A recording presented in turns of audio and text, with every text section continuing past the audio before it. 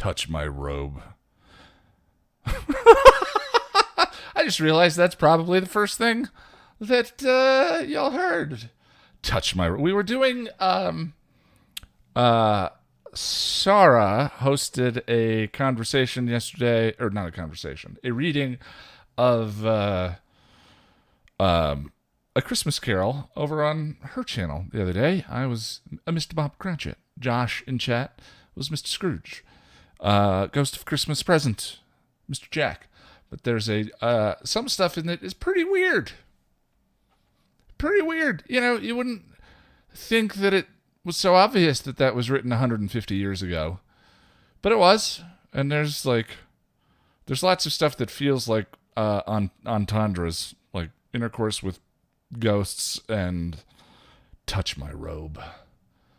And then Josh touched Jack's robe. It was very strange. Hi, am I a psychologist? Sound like when you explain Buffy. No, I've just had lots of therapy.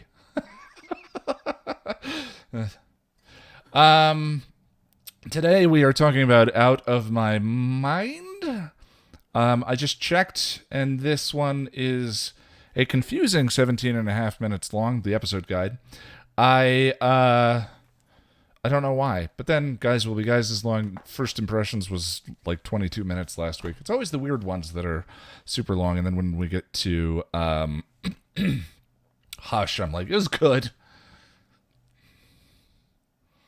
It's good. All right, so this is going to be the last patron hangout of the year. I, about halfway through this, will make the link to join the meeting live, where we have a discussion about the episode. And then the next one, which is for the Next Angel episode, I almost said whatever the Next Angel episode is, but that seemed horribly unprofessional. The Next Angel episode will be the second week in... maybe the second weekend in January. I still have to take a look at... yes, the season finale of the Patron Hangouts. So, Untouched. Thank you, Russell. Second weekend in January. And we'll do it then. Podcast will be on Monday. We will be back. Recording on Monday. It goes up when it goes up. And there might be one more of those this year. And but I'm still looking to get Shroud of Ramon, the episode guide, to you beginning of January. I think that's it. Let's watch an episode guide. With one exception, Out of My Mind continues what could almost be described as a surprisingly gentle opening to Buffy Season 5. Plenty of intrigue with the introduction of the Dawnster, and some questions up in the air around what's happening with Riley and Buffy's relationship. But for the most part, and especially in comparison to Season 2 of Angel, that was running in parallel to this Buffy season, the opening run of Buffy Season 5 has the flavor of one something blue after another. Entertaining, if not particularly complex, but maybe there are a few more things going on beneath the surface than we might realize.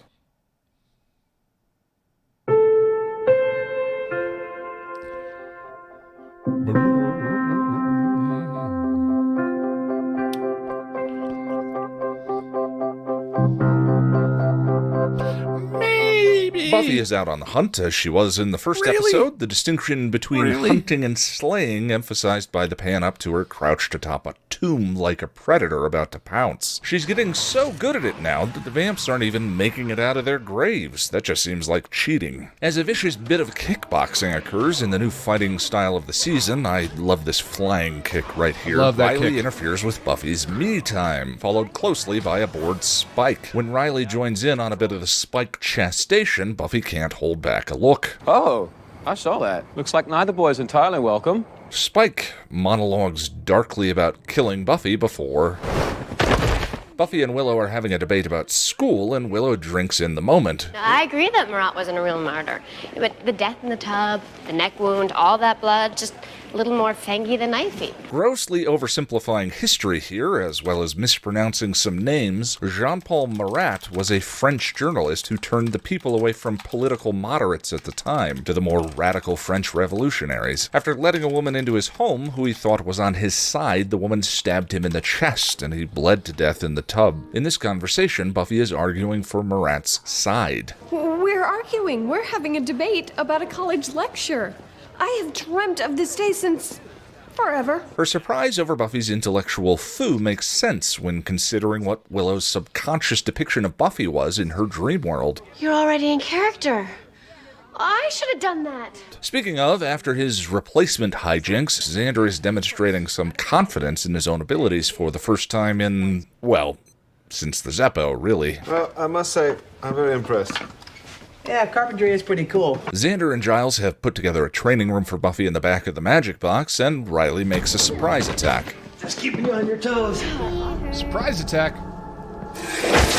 Buffy expresses her gratitude. You're like my fairy godmother and Santa Claus and Q, all wrapped up into one. Q from Bond, not Star Trek. I forgot she... Wait a minute. Buffy likes Star Trek The Next Generation? I didn't know Buffy watched Star Trek. Okay, I mean, it's possible she picked up some of that TNG knowledge from Xander. I'm sorry, Colin may work for Locutus of the Borg here, but I'm freaked out and I intend to stay that way. So can you repair it? Sure, just as soon as I get my master's degree in advanced starship technology. But as of this day, I'm going to proceed as if it's an absolute certainty that she's a fan. Don't you dare ruin it for me in the comments. Don't you dare. Spike is watching Dawson's Creek and, ironically considering the ending of the episode, accusing Pacey of being blind. Like a total Jen, Harmony shows up and asks to move back in with him. Riley is now starting to act like a coked-out chihuahua, even in the bedroom. Back at the Summers residence, Dawn is doing a very relatable excavation of the family's cereal box to get the toy surprise when...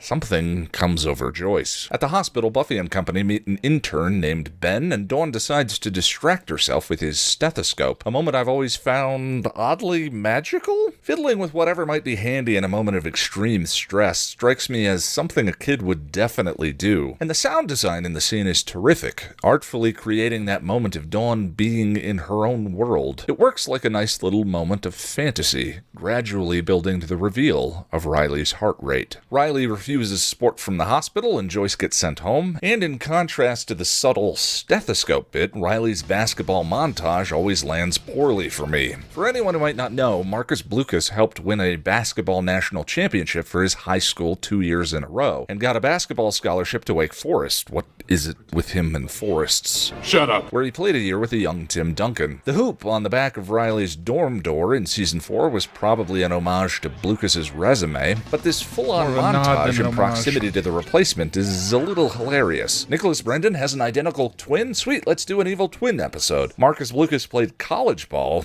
By the way, there may be a bit of accidental Riley commentary going on in this scene. The song playing in the background of his montage is called Breathe by Nickelback. Grant crashes the game. Oh man, I'm actually happy to see him, and I'm not really sure why. The only part of the initiative that didn't ultimately suck. Awesome, Buffy. Grant tries to convince Riley to let him help. Riley refuses and flees. While out searching for him, Buffy tips off Spike about the initiative's surgeon waiting at Sunnydale Hospital. Harmony, Spike, and Crossbow convince the doctor to operate on him. Don't worry, many Spike's comments. swagger whenever he gets to do evil again, even if it's by way of Harmony here, is pure magnetism. Buffy finds Riley. She and Riley have a pivotal conversation that I'll get back to in a minute. Loving you's the scariest thing I've ever done, Buffy. After that Riley-Finn classic, Buffy manages to convince him to go to the hospital. The doctor fakes Spike's chip removal, Harmony and Spike flee, Riley gets patched up, Grant plants a seed in Riley's mind, and the episode ends with... is anyone else getting warm?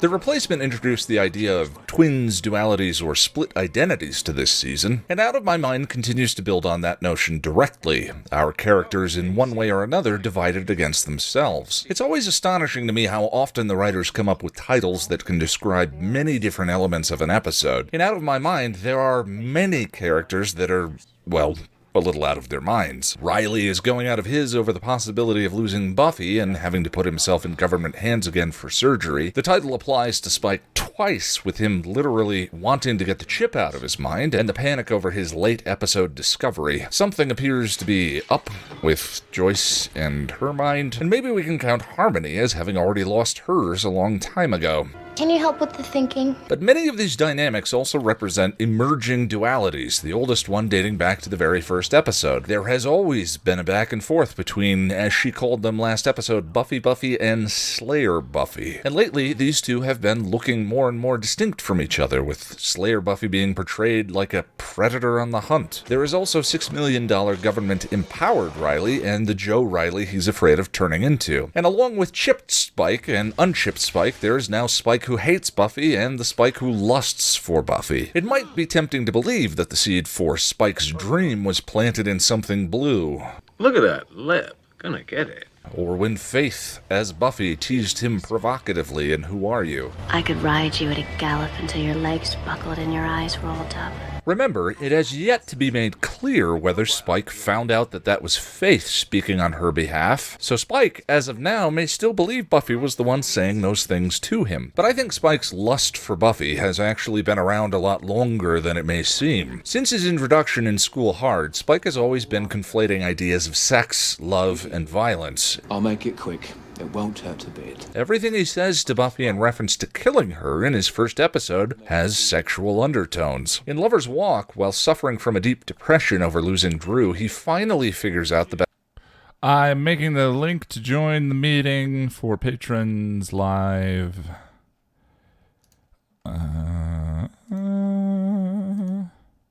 Now. Best way to win back her affections. I want Drew back.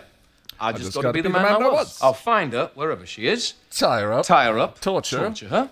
till she likes me again. In the harsh light of day, he was either staking Harmony or sleeping with her. Spike also shares some literal and metaphorical connections to Riley. In Season 4, they were both fitted with behavior modification chips. So it's chips all around, is it? Riley's chip was near his heart. Spike's in his head. Riley loves Buffy and his heart is now breaking. Spike's head is consumed with thoughts about her. I'm a pet project. Drives Spike round the bend. Makes every day a fresh bout of torture. And those thoughts have now been revealed as lust. By the way, for anyone who might have missed it, the gravestone he just destroyed said Mama on it. Riley, Make me proud. make me proud.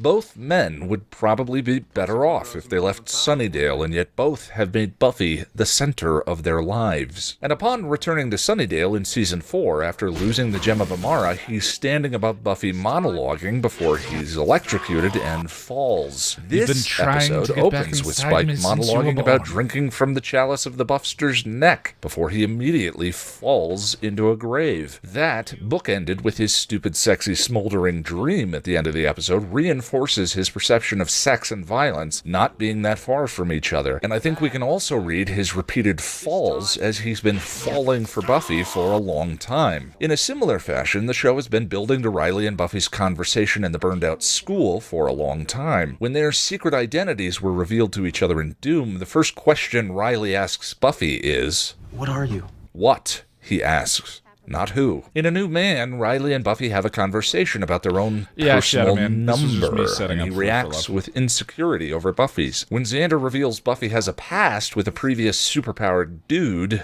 Riley reacts with paranoia. And throughout, he regularly uses treacly romantic phrases that indicate his half of the relationship is actually Buffy's responsibility, not his. You really have a lot to learn about women, Riley. Teach me. Have I ever given you any reason to feel that you can't trust me? No, Then why with the crazy? because I'm so in love with you, I can't think straight. After losing the only other cornerstone of his identity, the initiative in Season 4, he is now adrift. The only defining characteristic of his identity, as Graham rightfully points out this episode, You used to have a mission, and now you're what? Mission's boyfriend? he's made the classic mistake of making his partner his whole life. Angel, when I look into the future, all I see is you. And in this episode, I didn't really hit that point very hard, but I think that it's important to recognize that the entire second season was sort of predicated on the idea that Buffy was doing the same thing that Riley is doing here. Riley lost all of his professional identity and all of that outside of the relationship, but Buffy was making the same mistake with her relationship with Angel. I don't think that the more I've watched season 2, the more I'm like, that doesn't always come through, that's the case. Like, that line in Bad Eggs makes that theme very self-evident, which is why I've played it for you a dozen times at this point. It's one of those lines that I go back to as shorthand for a whole bunch of ideas. But I also think that it's very clear in Riley's case, but it was more implied. But even though I think the whole thrust of season 2 is tied to the idea of her making her entire future about her relationship with Angel instead of choice and responsibility and all of that. But he several times tries to make Buffy's life about him in the same way. From horning in on her Slayer time to making the moment Xander and Giles reveal their training center gift to her about their relationship. So come on, let's test this puppy out. Think you can take me? Yeah. What's the matter? Afraid of a little competition? There's even a look of disappointment on his face when Buffy leaves him after surgery to go check in on her mother. But Buffy resists his attempts to institute codependency, having already been there, done that. Finally, in their scene together, all of this comes to bear. What's happening to you? I go back. Best case scenario, they turn me into Joe Normal. Just another guy. So this is a repetition of his machismo belief that power is what gives us value and makes us who we are. And that's not enough for you? It's not enough for you. And his ingrained belief that Buffy only wants to be with powerful dude bros. You're getting stronger every day. More powerful. I can't touch you. Buffy tries to speak truth to him, but the scene still ends with a bit of responsibility-abdicating treacle. Loving you's the scariest thing I've ever done, Buffy. Ugh. Anyway, it's never really clear whether he finally agrees to go see the doctor because Buffy convinced him he was being dumb, or because he really didn't have any choice. But if you want to throw it all away because you don't trust me, then I'm still going to make you go to that doctor. Now, putting Riley aside, because it's clear the dude needs to take a long, hard look at himself, what he's up to in life, and some of his values, I just want to consider something Buffy says in the scene for its own sake. Do you think that I spent the last year with you because you had superpowers? If that's what I wanted, then I'd be dating Spike. Is it possible to interpret a pattern in Buffy's relationships to this point that might indicate Buffy having a penchant, one way or another, for a certain type of relationship? Skipping over the 2-day crush of Owen, Angel and Buffy have probably been the closest thing so far to soulmates, pun intended. Then there was Scott Hope, her first attempt at a Joe Normal, who was a bit of a juggling Buster Keaton festivaling dud that she lost interest in when Angel came back, and according to Scott, now you just seem distracted all the time. After she and Angel broke up again, there was Parker, a seemingly Joe Normal who manipulated and used her. That act could be read as an exercise of power, if of an evil sort, and Buffy pined over that jackass for weeks. And why doesn't he want me? Then you have the ambiguity over his eminent spookiness, the Dark Master. This was a stretch. I wanted to talk about, if that's what I wanted, then I'd be dating Spike. And I admit, this may not be in the text. Or rather, there's a reading of this in the text that may not be intended. Vader. A legendary evil who either Buffy let bite her to get information out of, or was suddenly, and without proper explanation in the text, able to break the thrall of by the end of the episode. I mean, when she says, if that's what I wanted, then I'd be dating Spike. That's just patently ridiculous, and she's obviously being hyperbolic, because she would never date a vampire who was evil. Well, not currently. But I'm just saying, if we look for patterns in her dating history to this point, you could see how someone might think that was a possibility, even if the pattern itself doesn't validate Riley's turdish behavior. And before anyone gets on me for thinking I'm making some kind of indictment here of a 20-year-old for her mostly high school dating history, please understand, I'm just trying to interpret the perspectives of these two characters at this particular moment in their story together. No one is ever finished, and one of the insane joys of this show is that the characters make choices, good and bad, and grow from them. usually. The other Scoobies take a bit of a back seat in this episode, but there are a couple of details worth noting. Xander makes the connections between he and Riley that I mentioned in the previous episode explicit. Maybe he just needs some time alone. Like, I had this friend once who really liked this girl, and he got all worried that maybe she didn't like him back, and maybe that made him act like a total jerk. I guess a guy's got to be undead to make time with you. That's really harsh. He is probably referring to Riley directly with that piece of dialogue and not himself, but I still think it's telling that when you pair that line with his scene in Prophecy Girl, it's almost impossible to tell the difference. Even Anya is confused. I care about you, Xander. Thanks. And the line has the same problem as your average Riley treacle, in that it frames their behavior in a way so that Buffy is ultimately responsible. Maybe she didn't like him back, and maybe that made him act like a total jerk. As in, not being liked back made Rander act like a total jerk. In Season 4, I mentioned that there were some potential parallels between the relationships of Riley and Buffy, and Tara and Willow, if slightly inverted. When Riley and Buffy were unable to find the words, Tara and Willow were talking endlessly. As Willow kept Tara somewhat hidden away, Buffy made Riley her central focus for a period of time. And in this episode, as Tara and Willow are searching the school, Willow uses a spell to illuminate all of the darkness. And besides, isn't this better than using a flashlight like some kind of doofus? No. Not if all magic has a cost. You know, doors opening that can't be closed again, yada yada yada. And Tara reacts with concern over Willow's exponential growth in power, in an episode with Riley fearing that the loss of his will cause Buffy to lose interest in him. So, yeah. A surprising amount going on in this one. Back when the show first began, there was always a pretty noticeable difference between the flavor of one-off episodes, in which the big bad might make a mostly posthumous appearance, and the season arc episodes. As the series has gone on, I think the writers have just gotten a lot better at mixing the two types of flavors together. Well, it's funny, someone mentioned in the... I don't remember... it was the last episode guide. The...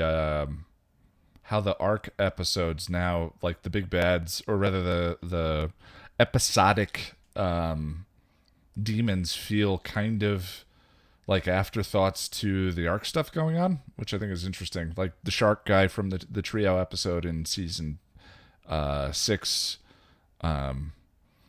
It just becomes so arcy with episodic details instead of the other way around. Where season arc episodes can evoke the high-concept, memorable nature of great standalones, and many of the one-offs can contain pivotal character-changing moments. Seasons still tend to end in a run of continuous cliffhanging arc episodes, but while the first part of Season 5 may feel entertaining with a touch of aimlessness that Season 4 had, and was at least appropriate to some of Season 4's themes, if you look very closely, you might be surprised to already notice all of the elements that will take us to the gift.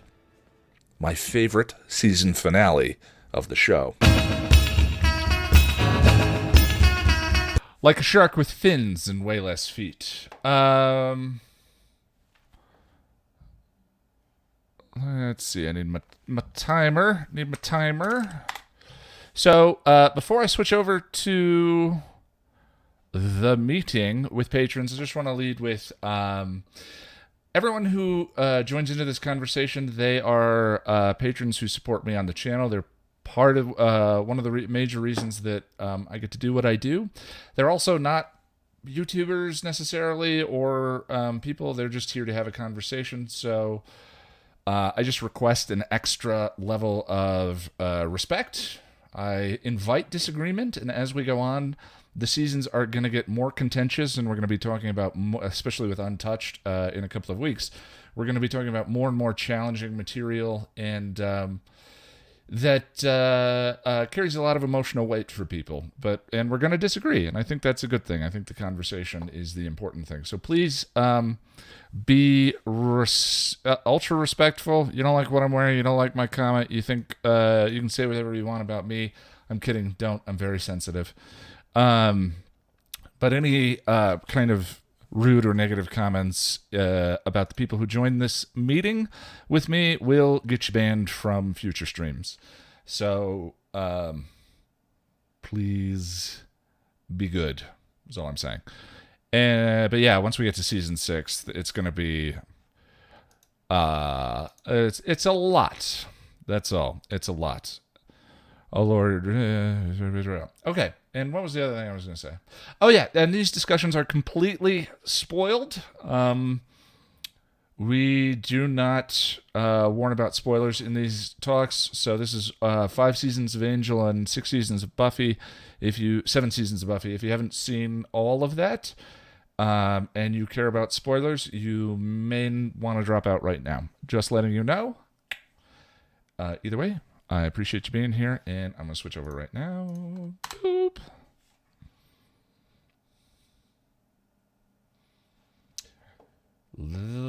Join. Hello. Jack, can you give me a sound check? No? Okay. How about if I actually use my microphone? Can you guys hear me now? Jack, Can you say something for me? Hi. Hi. What's up?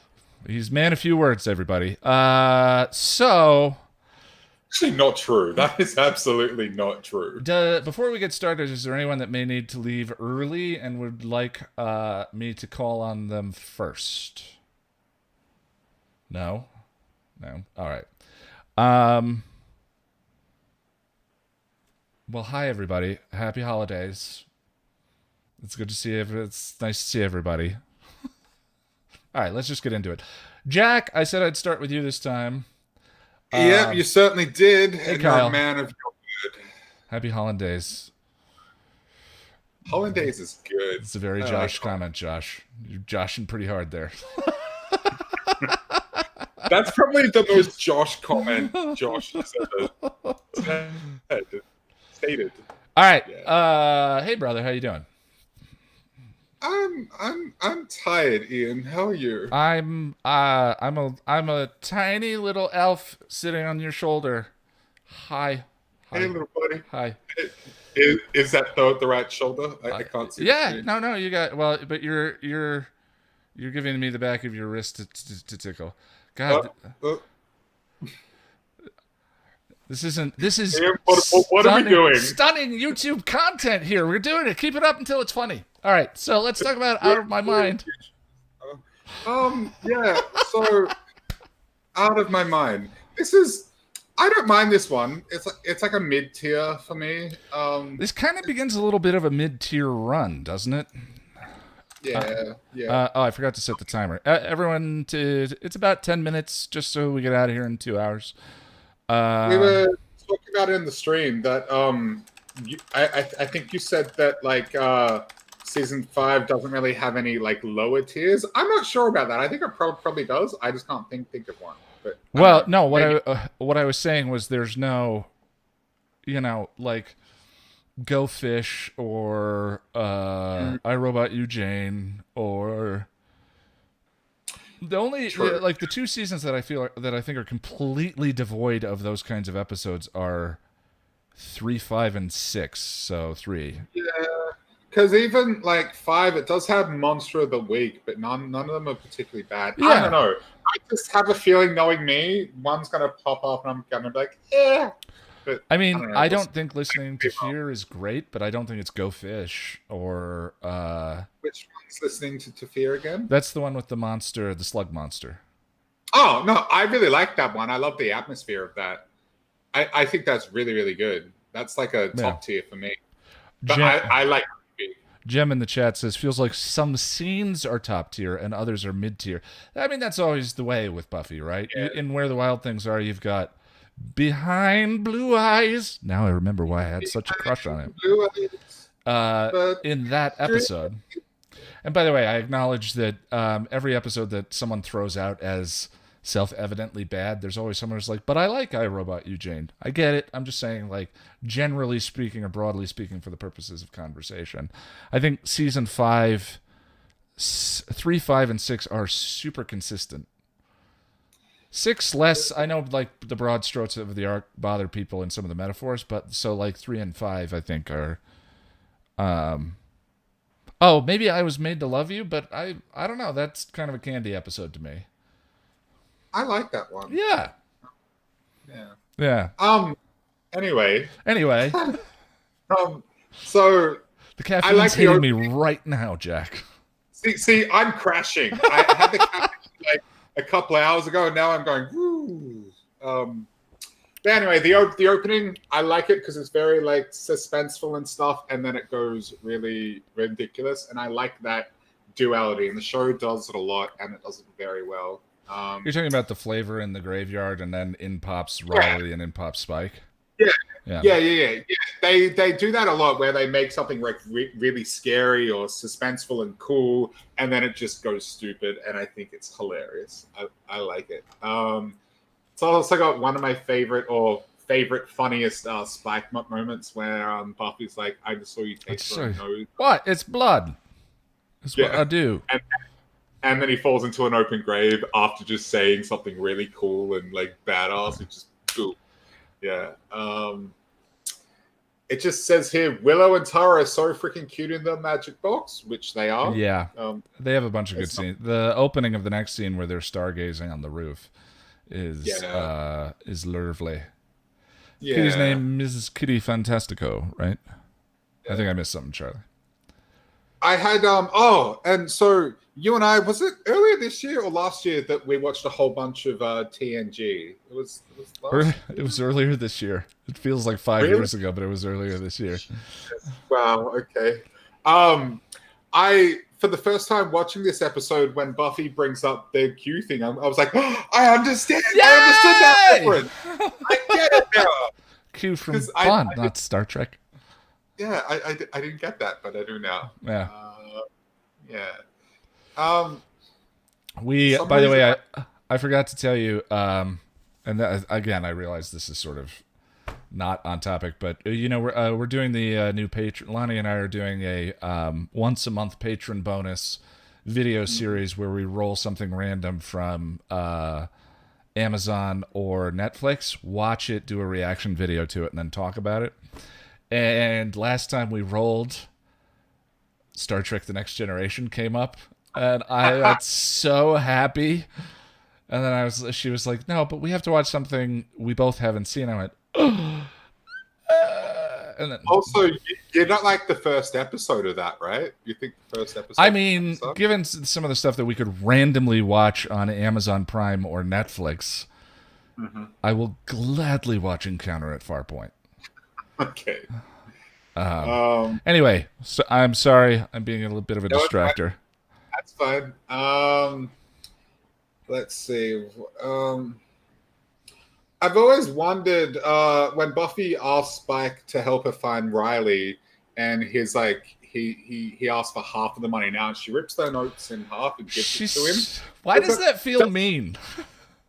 It is mean, but my question is, doesn't that render the money useless? I mean, over here, with the damage bill, you can take it to a bank and exchange it, but I don't know. Well, it's also technically, I think it's a federal crime because it counts as defacing money in this country. Yeah, but I'm like, you just ripped it in half. He's going to tell you to piss off now. He's not going to go and look for Riley, which he doesn't. Yeah, but the thing I find so interesting about that scene is Spike has just made a joke about Riley could die, and so he wants to get half the money now. She slaps him, which is this weird, like, violent, abusive thing, especially, like, because she knows he can't hit back. I don't know. Like, there's something abusive in that scene. And the way he says, the way James Marsters delivers the, well, I'll get half the money now then, if you don't mind. It almost sounds like not a weep, but like a cry or something like that. How did he generate empathy for me in that scene towards him where I'm like, why? How am I mad at Buffy? I'm not mad at Buffy, but you know what I mean. I understand he's like a soulless demon, but it just seems needlessly mean. Like, he's not. She's asking him for a favor and kind of treats him like dirt whilst asking him for a favor. Granted, she's paying him, and then she rips the money in half. And I don't know. It's an interesting. It's an interesting little bit of foreshadowing too, I think, for when she just throws money over him. He says, "You're beneath me." Oh, that's crushing. Oh, that attitude. Taping money together does work. That attitude of The weird thing is like that attitude of superiority. Like we're like, is Buffy superior to Spike? Well, yeah, she's morally, ethically, superpower. Like, yeah, she's superior to Spike, and yet. I mean, I don't disagree, but I'm experiencing cognitive dissonance there. Right. It's like you're right, but I don't think you should be right. Yeah, it's the so you have a superiority complex and you have an inferiority complex about it. You know, in the last episode guide, I started to set up the Buffy's separation and isolation from the rest of the group. And I always in my head come to that scene in the graveyard in Conversations with Dead People, which is one of my favorite bits in the whole series. But that whole, I really think that sense of her being isolated and alone was set up in season 4. Like the potential existed because of Slayerdom, but she always went back to the Scoobies. They were always sort of there, and then in season 4, she begins to be more and more isolated, and we see the disturbing consequences of that in 6. Yeah, that whole sequence becomes more poignant on a rewatch when you see the foreshadowing and the setting it up. Let's talk about Riley, because it just says here in capital letters, "Shut up, Riley." Oh yeah, it's not enough for you. Yeah, that's a big conversation, right? Well, it's funny because it says like in my notes, "Shut up, Riley" in capital letters, and then I've got a whole bunch of crap that doesn't have anything to do with Riley, and then I've got my Riley notes. So at some point he annoyed me, and I forgot to remind myself why. But yeah, like I've said it before, that tough guy Riley really annoys me. The power is the most important thing. Riley's kind of yeah. And while I'm empathizing with him a lot more these last few months as we're going through it like more than I have been, there's still many facets of his insecurity that really bug me. Yeah, I mean, the interesting thing is if they were going to deal with, it reminds me a little bit of like the gun thing, you know, with an all-white writing staff, or like how the Initiative kind of reeks of lack of authenticity. And you feel like no one, there was someone lacking a military background to be like, this is not how this would go, or whatever. It's military. It's like, if you're going to talk about the male power fantasy and sort of the way that affects the masculine ideal, which I think is kind of what some of the toxic ways in which that infects the masculine ideal, I think it would behoove you to have someone on the writing staff who suffered from that.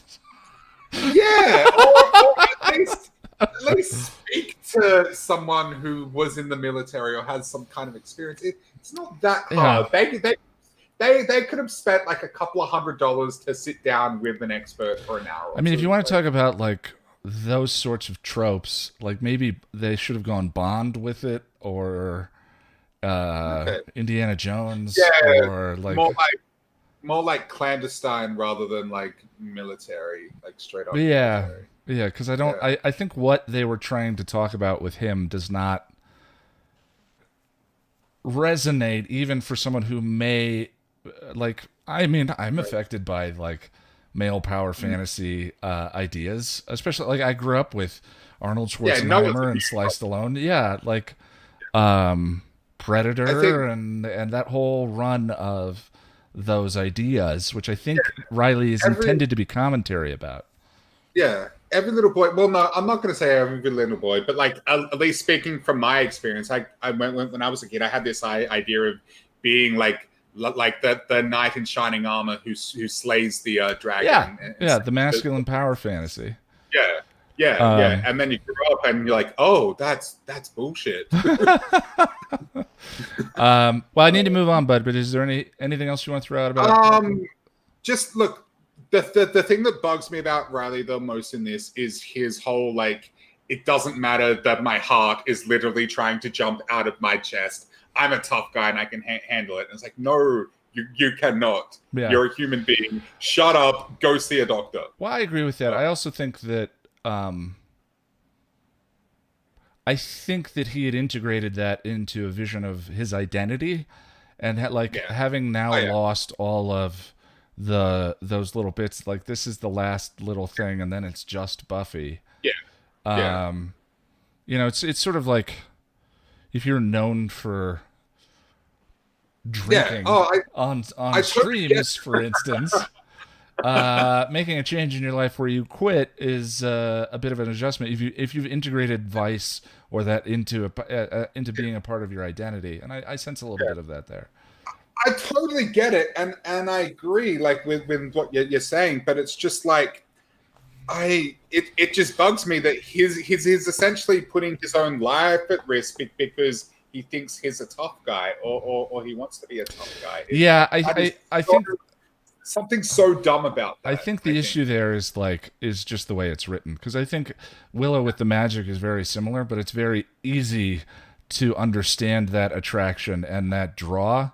In that case, I think like I said, I feel like there is something to talk about when it comes to that whole topic of power and masculine identity, but the whole conversation with Riley just doesn't stick the landing for me. Yeah, and I guess I'm personally, I'm like repulsed by the tough guy persona in general, like in real life. So that's probably why But anyway, I'm gonna shut up. Happy stream. All right, bud. Man. Let me go to Mr. Boris. Mr. Boris, sir, how you doing?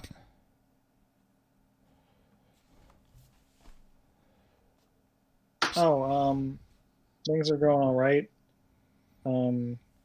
Yeah, it's a good thing that the limit has been expanded because my computer has gotten really slow recently. The battery won't charge. Can you angle up a little bit? We're getting like half your face. There we go. There's that face.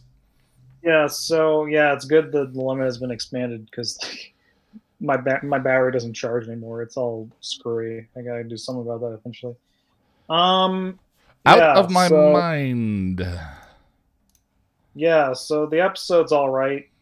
There's a lot of various things to go over, I guess. I guess to bounce off the Riley thing real quick, the way I view it, it's less about like him wanting to be like a macho man person as much as just like him wanting to be like in some kind of equalishness to Buffy, and like equalishness. Like if you have, I like your moves. And like, well, I got ear infection. So.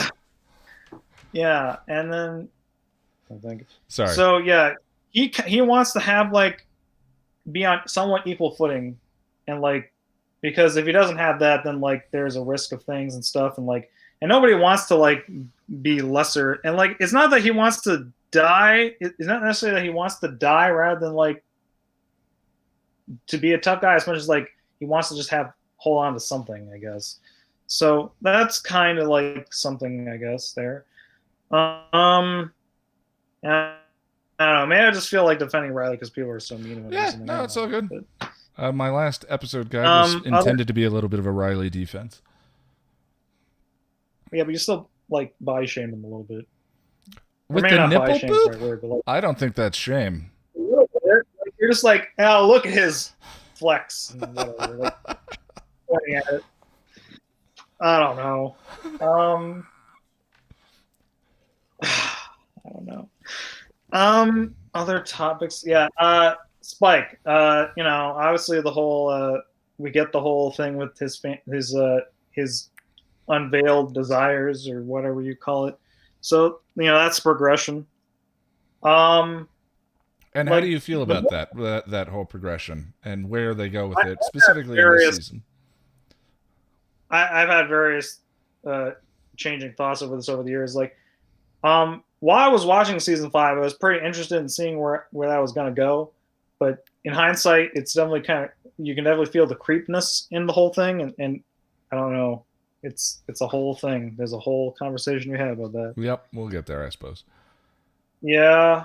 And also, like, the more people brought this up, it's kind of hard to ignore the fact that, like, Spike just gets away with this scot-free, the whole thing where he's trying to get the chip.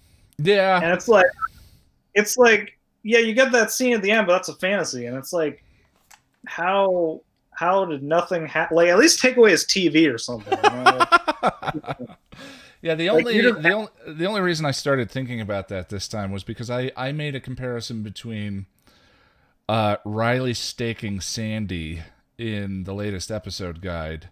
I didn't make a comparison. I tried to compare and contrast the way Riley baited Sandy into nibbling on him and then staked her versus the way Buffy is with Spike, and how she considers him harmless and so doesn't do anything about it. And I felt like that scene between Riley and Sandy has weird overtones of cruelty to me.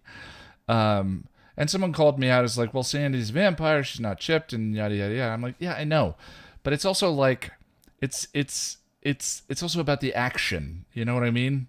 And yet we watch these couple of episodes, and Spike, to me, at some point begins to justify them doing something about him.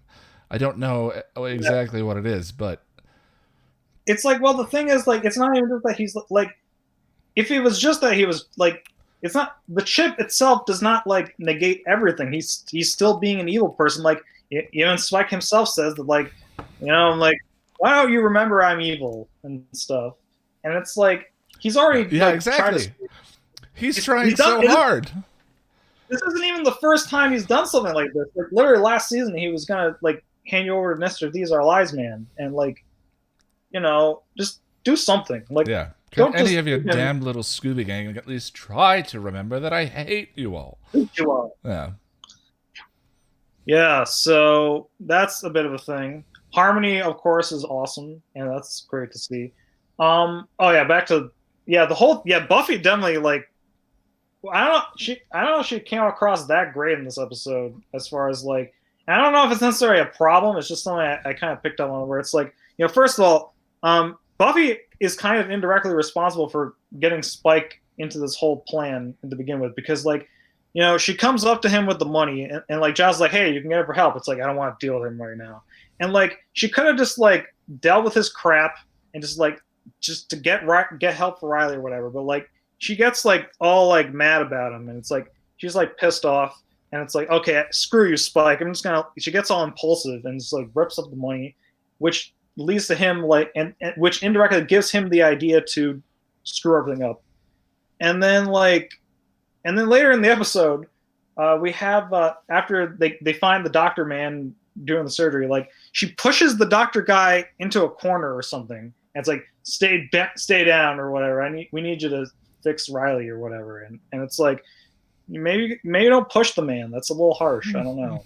Like, you could have just said some stuff. Like, I know, and I get that she's all like, the whole Riley thing is getting her all riled up.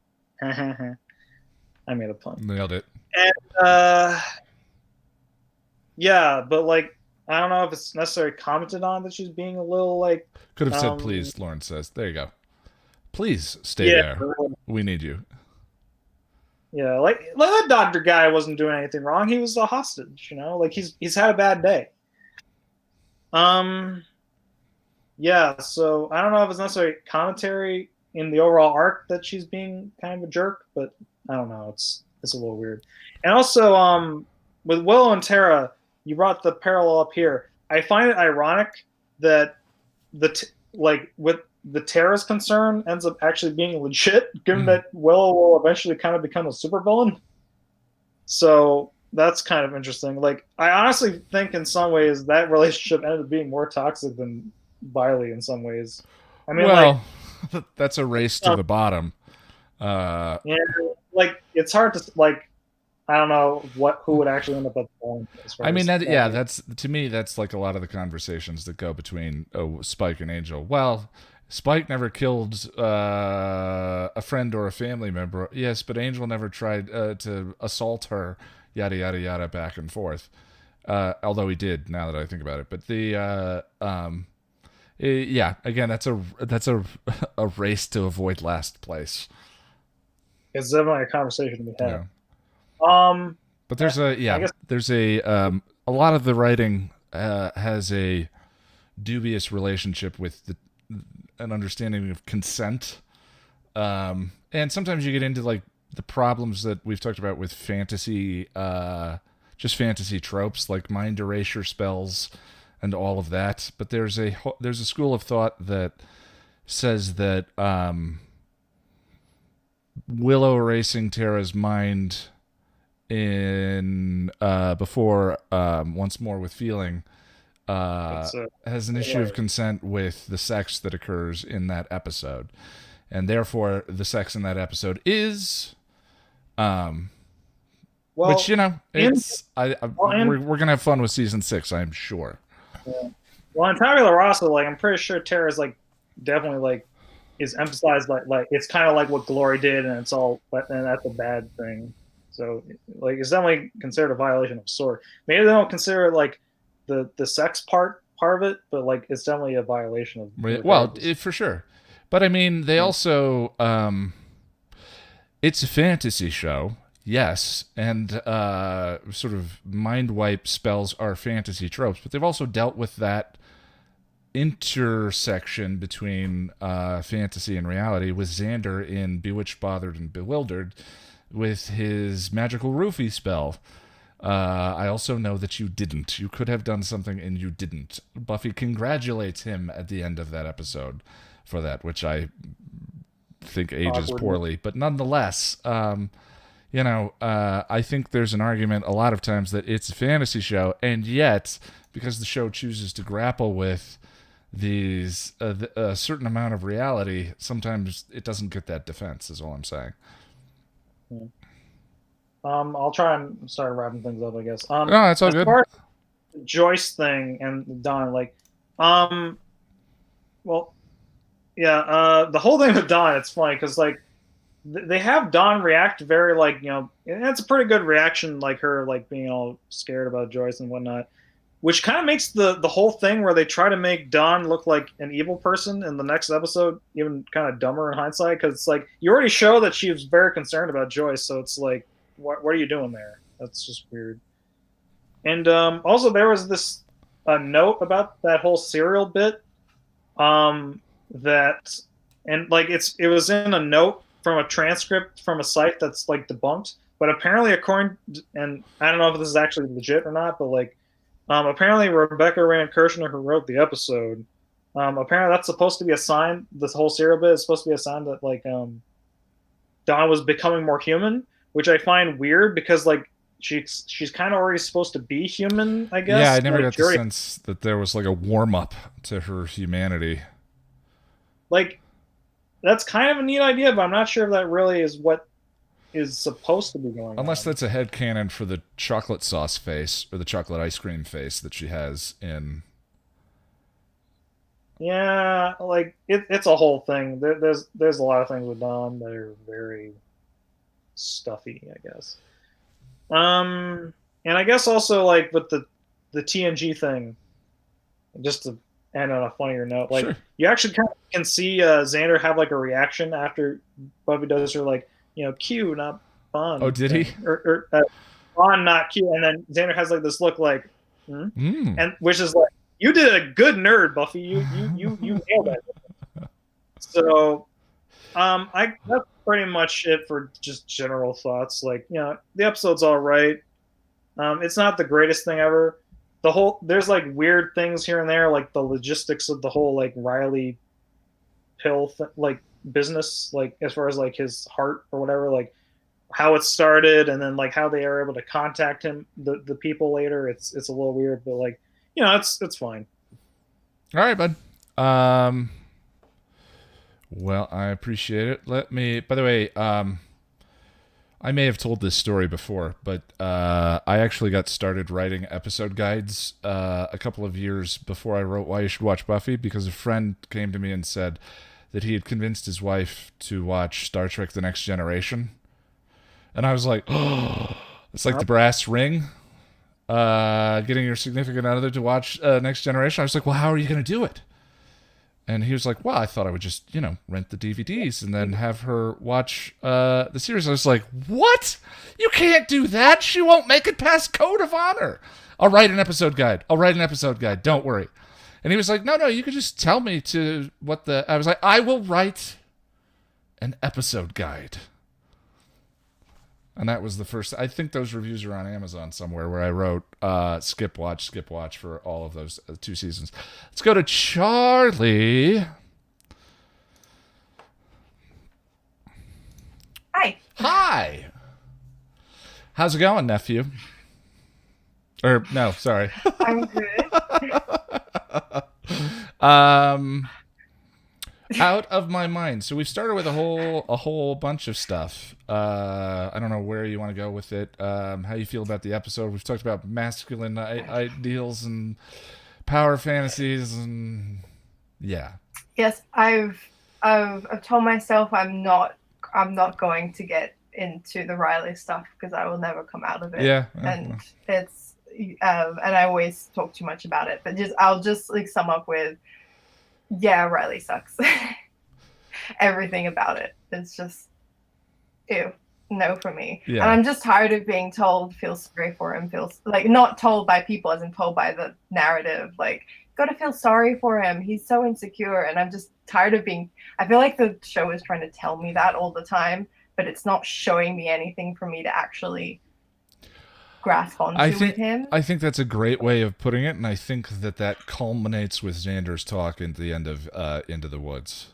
It's like, no, here's what, which it, to me, runs contrary to a lot of the evidence in the show.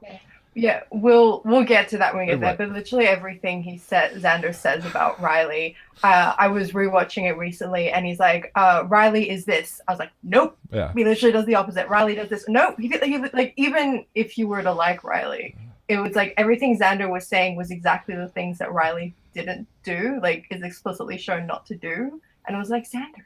Yeah. What do you mean? I've Why are you? I've been planning on for a while. The transition in that section of the episode guide will be, and now a section I like to call "Everything Xander Says Is Wrong," and then we kind of will systematically go through it, blah blah blah. But nonetheless, out of my mind. Yeah, but I've got to say we've got some great harmony. Great harmony. And I finally put my finger on, or maybe I've thought it's sometimes with Buffy. It's like I've watched it so many times. I don't know which realizations I've had before and which one there are things that I realized and I re-realize, I rediscover, and then I remember, oh no, yeah, I thought that a year ago last time I watched it and I'd forgotten and I re-realized something. But with this episode was like, oh, what's so charming about Harmony? It's just that she tries so hard at whatever she's doing, she commits to it. It's very earnest. Yeah, she's just so honest. When she was trying to be the big bad, she committed to it. You know, she tried to do. She had the minions. She was doing the research on her enemy. She sucked at it, but you can't say she didn't try. Yeah. And same here. She's trying to do right by her man, and she's failing. And in Angel season 5, she's really trying so hard to be the best personal assistant to Angel, and he's just not giving her an inch. And I'm just like, oh, give her some praise. She tried. She did her research. That's what's so appealing about Harmony, is that she sucks at everything, but she tries so hard. Yeah, an ounce of validation might have gone a long way. You know, just a little bit of like, good job, Harmony. Yeah, it's just a good job, Harmony. Yeah. That's all she needs. It's just okay. It's too much to ask for. Anyway, so that was my realization, was why is Harmony so appealing? Just because she just tries so hard. And yeah, she's adorable in this episode. I think best thing about this episode easily is Harmony. And then there's Graham, not Grant. Not Grant. Graham. Yeah, don't worry. Many comments on that. He looks like a Grant. So when you say it, I'm just like, wait, is it Grant? Because anyway. Something about the chin. Does he have a Grant chin? I don't know. It doesn't feel like a Graham to me, but nonetheless, I did get it wrong. And he's such a, he's whatever the plot kind of needs him to be character. But I really like him, and I think it's what you pointed out. It's the same. It's that it comes down to that 1 second in the team, I think it was, where he just goes like, "Nice job, Buffy," awesome or whatever, job, and he Buffy. seems generally happy to have had his ass kicked. I know, I love it, and it's just that 1 second. I love this character. Like he has nothing basically to do. He doesn't have anything of his own as a character. He's just there to do what the plot needs him to do. But I love him. Whenever he's on screen, I'm just like, oh. Yeah, yeah. Well, also, he had a bit of the old Forrest to contrast himself with in that season by not being Forrest.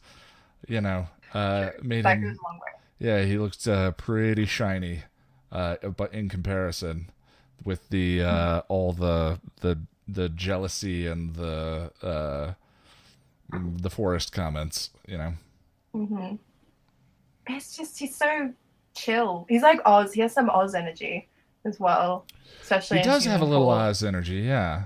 Yeah. Yeah, that's interesting. So yes, I thought rather than go on a rant about Riley, I'd be like, I love Harmony. I love Graham.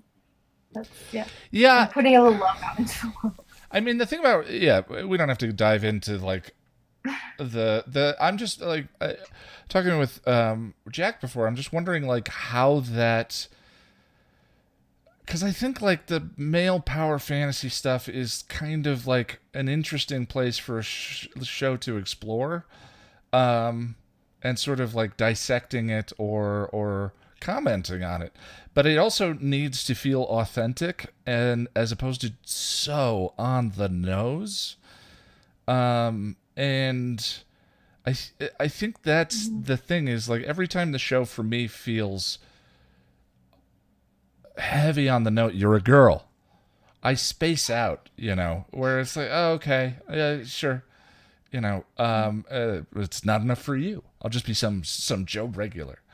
It's like, isn't there a more interesting way of doing this? And that's the thing, is I realize that it's frustrating, and like the negative aspects of it are kind of self-evident, but could there have been a more interesting exploration? Like, I think the Zeppo is kind of a similar exploration of the Riley idea. My thing, like sort of what he's dealing with, like masculine identity, but it's done with some comedy and lightheartedness, and in a way that's clever and fun. And I don't know how that could have worked here.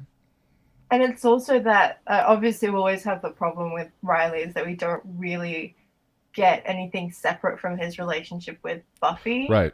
So even his arc, which is just all, is all about that masculinity and stuff. It's just all tied up in Buffy. It's all about how he feels with Buffy. So we don't get anything separate from that. And I think the closest we come to that is this sort of parallel or relationship with him and Xander. But there's something interesting there that is unexplored. Yeah, but we don't get, when he leaves, we don't really, basically him leaving is the thing for Xander to be like, oh yeah, I really love Anya, or I'm going to commit to this, I'm going to commit to my career and to my love life. And it's just not interesting for me, and I don't feel like it continues in a meaningful way in the show after he's gone, that discussion that they started about toxic masculinity. It's just like, there's a few comments that Xander makes after Riley's gone, like, I'm the only guy left in the group, pretty much, Giles is sort of separate, and he's like, oh, I miss Oz. Oz would have gotten my joke. Like, he misses there's a few comments like that, like, oh, I'm the only guy now, but it's not continually meaningfully. It's I mean, the theme that was started, it just sort of started a conversation with a character that we didn't have enough of. And then he leaves, and then that's just sort of, okay, so that just sort of happened, and there's no... Yeah, I mean, sort of falls there. In fairness, the whole show is, like, teenage girl proceeding through adolescence. So, like, it's not necessarily intended to be an exploration of masculinity. It's just like when they feign at it from time to time, it makes me wish that those conversations were more complete, I suppose.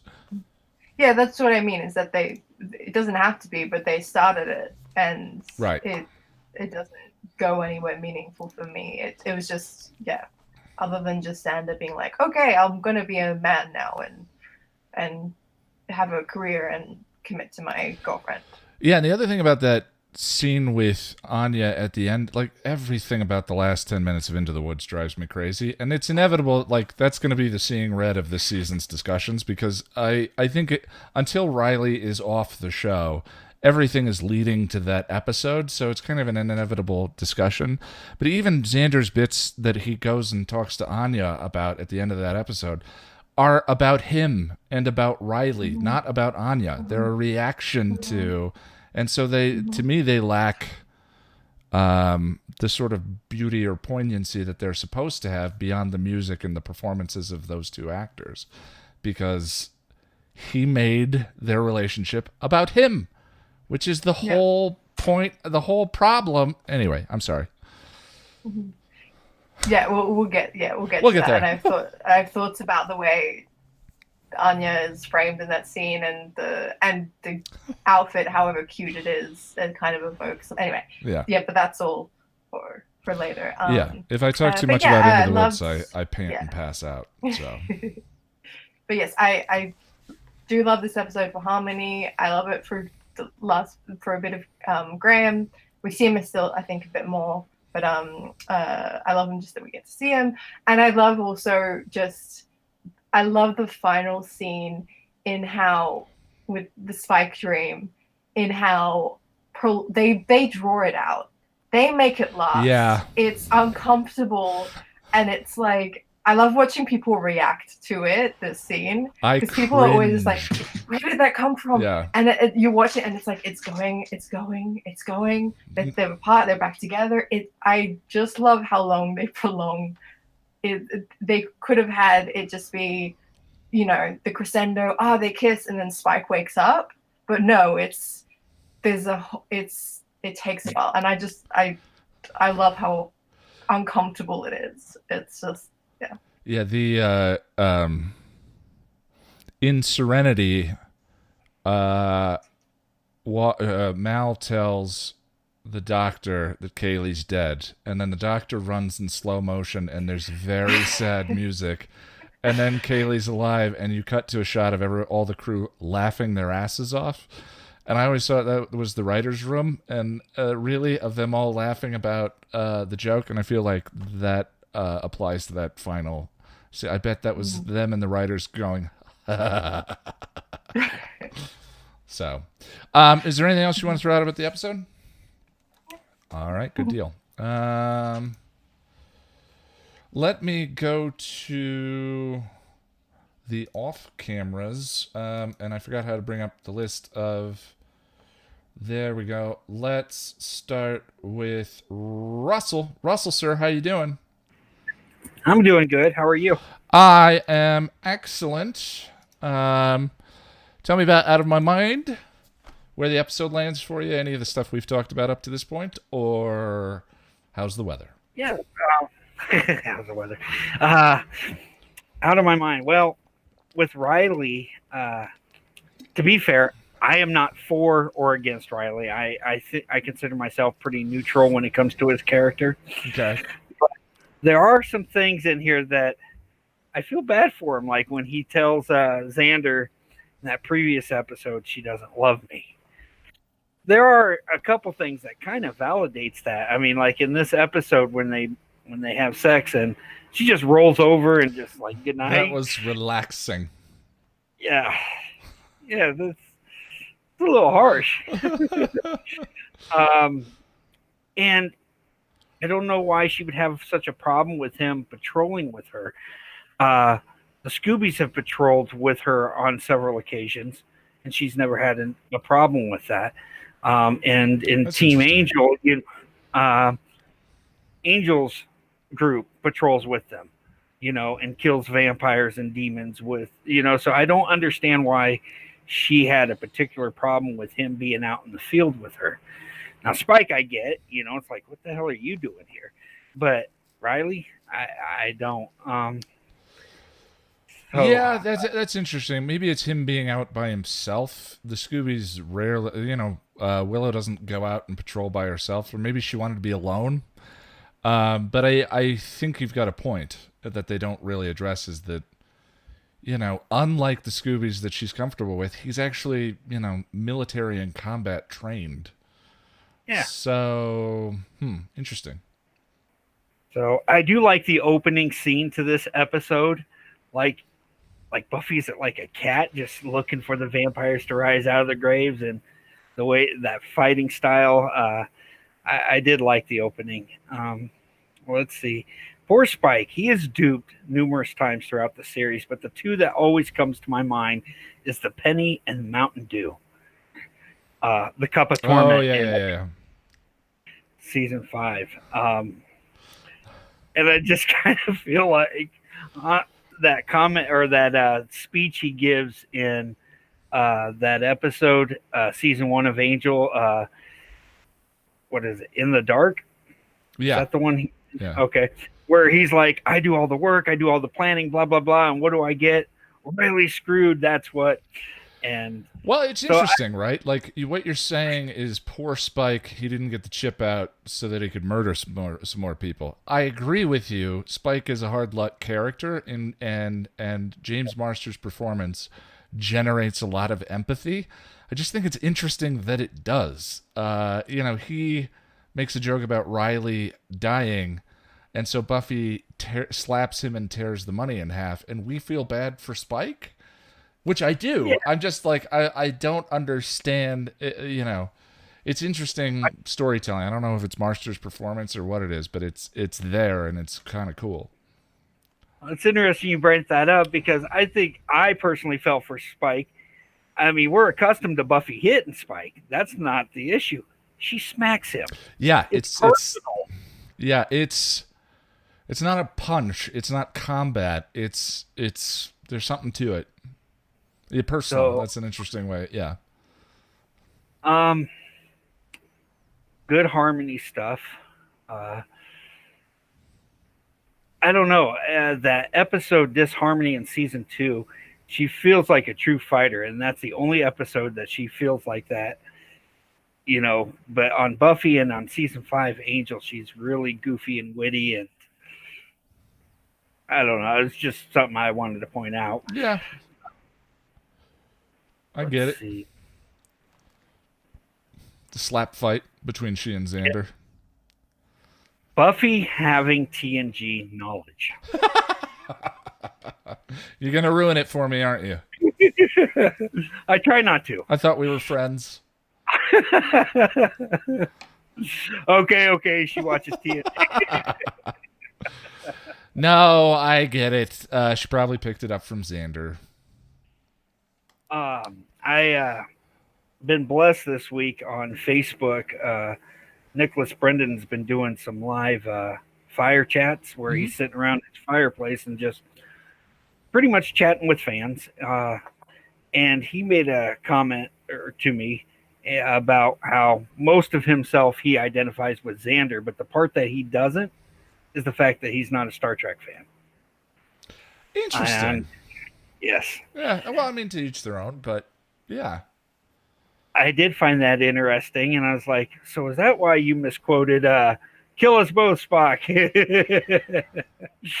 in The Replacement? Yeah. But yeah, overall, this is a fun episode. I feel a little bit for Riley. I understand where he's coming from, but his overly insecure behavior kills it for me. So like I said, I'm neither for or against him. I'm kind of in the middle. Yeah, a little bit. I mean, that's a thing we were talking about with, a second ago. Like a little more subtlety in this topic might have made it more inviting to explore, as opposed to just kind of self-evidently, ugh. You know what I mean? Yeah. Yeah. And we're going to get into the Spike character, and you know how I feel about the Soul Cannon in and of itself. Yeah. But Spike, this is the first episode that's kind of leaning towards the fact that Spike has feelings for Buffy.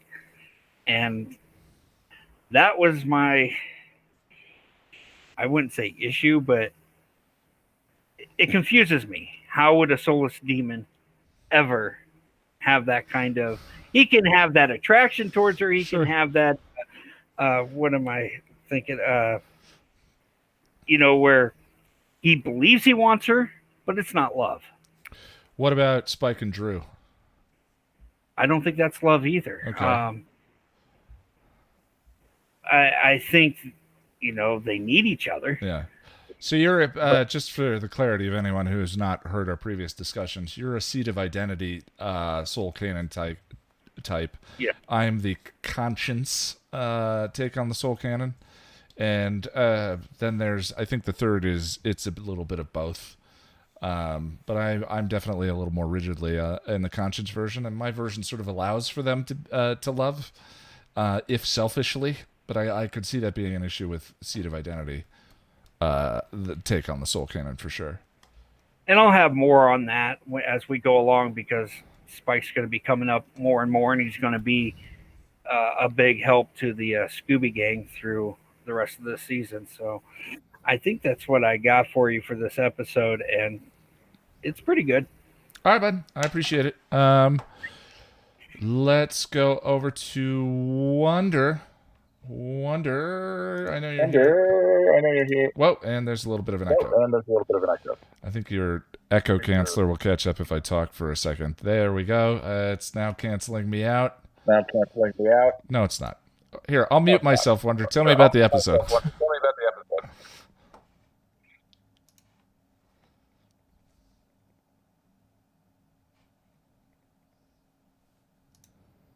Wonder.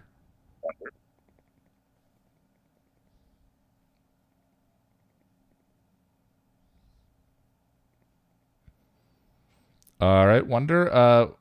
We'll come back to you. Jack, can you mute her for me? Sure thing. Yeah, I think she stepped away for a minute. I'm here. Can you hear me? Hey, yeah, there. Now I can hear you. How you doing? Good. How are you? Good. Just a echo and a silence there, so I wasn't sure what was going on. Sorry. We're talking about. I switched headphones, hopefully that's better. Oh, yeah, no worries. We're talking about Out of My Mind.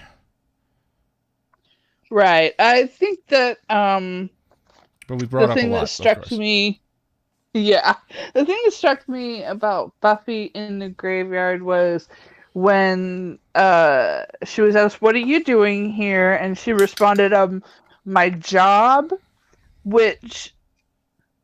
It reminded me of when Kendra was having a conversation with her, and she said, "Oh, it's just a job," or something to that effect. And she said, "Why do you do that? You were talk about it like it's a job and not who you are." Yeah. And when she was talking to Kendra, that felt authentic. That she really believed it's just a gig. That's not me. But now when she says it, when she's in the graveyard and you watch her go and she responds, "Oh, my job," it's like that rings very hollow. Well, my take on that a little bit of is she says that to Riley, right? Yeah. Yeah. Is it sort of that seemed very coupley to me, like a little bit of a couple's kind of argument moment, sniping. Yeah, it just reminded me of. Yeah. She doesn't sound. Yeah, I get what you're saying. And I had an idea about what Riley's storyline could have used instead of we complain about basically being a rehash of Buffy's storyline, but less interesting. Instead of leaning heavily on that, I think that there is something more interesting with him when he's, the bit about him being afraid to go back to being Joe Normal because he'll kind of lose Buffy and she'll slip away from him. I think, that there's a more interesting thing of when he's in when they're talking about their number. I'm going to sidestep the sexual metaphor there. He was just so proud, of 17 vamps. Just so proud. That just the look on his face. And, that became his identity. With mommy beaming at him, too. Yeah. He's strong. He could handle it. He could handle himself. That was his identity. And to learn that he was being enhanced by drugs and that he wasn't that strong. Yeah. Like, I think that if you added some scenes of him dealing with that, then the "you're slipping away from me" wouldn't so much be the focus. Yeah, I think what you're talking about is adding a little more subtlety to that inner turmoil that he's experiencing, as opposed to him sort of going off to a cave and punching a wall.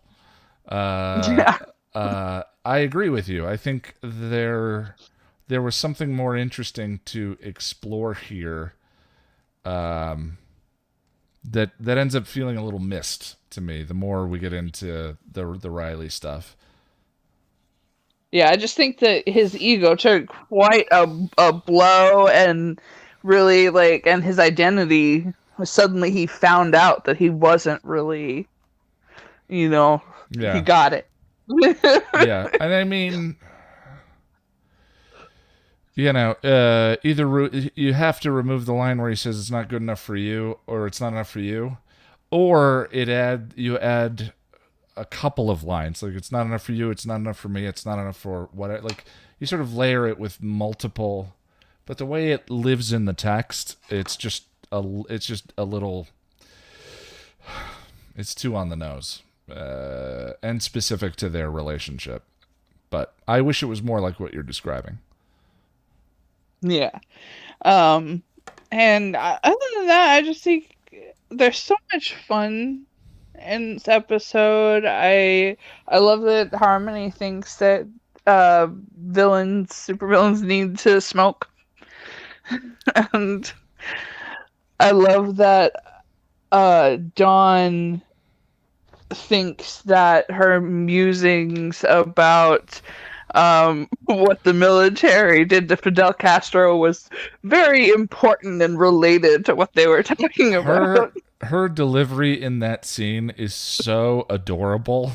It's important this time. And then she goes off on the whole thing and it just feels self-evidently not. It's a wonderful little younger sister moment I really enjoy. Yeah, and then going off about how, sometimes I write fake things in my diary because, Yeah, I missed that bit. That's great. Also, now that you pointed out, I missed yes, I get Harmony smoking, making her the bad guy, but it's also interesting that the show it's a meta text moment because Angel smoking as the symbol of him being Angelus is there. And I missed that connection. That's great. Yeah, and not to be nitpicky, but how could they breathe smoke in and out of their lungs when Angel couldn't put air into his lungs to give to Buffy to bring her back? Yeah, that dang I've got no breath line. There's so much stuff that happens later in the series that if they just hadn't included that line, just because a vampire doesn't need to breathe doesn't mean they don't have a diaphragm that they can optionally move in and out. So yeah, I agree with you. Yeah, but yeah, it's a great episode. I really liked it. All right, good deal. Kyle, are you here?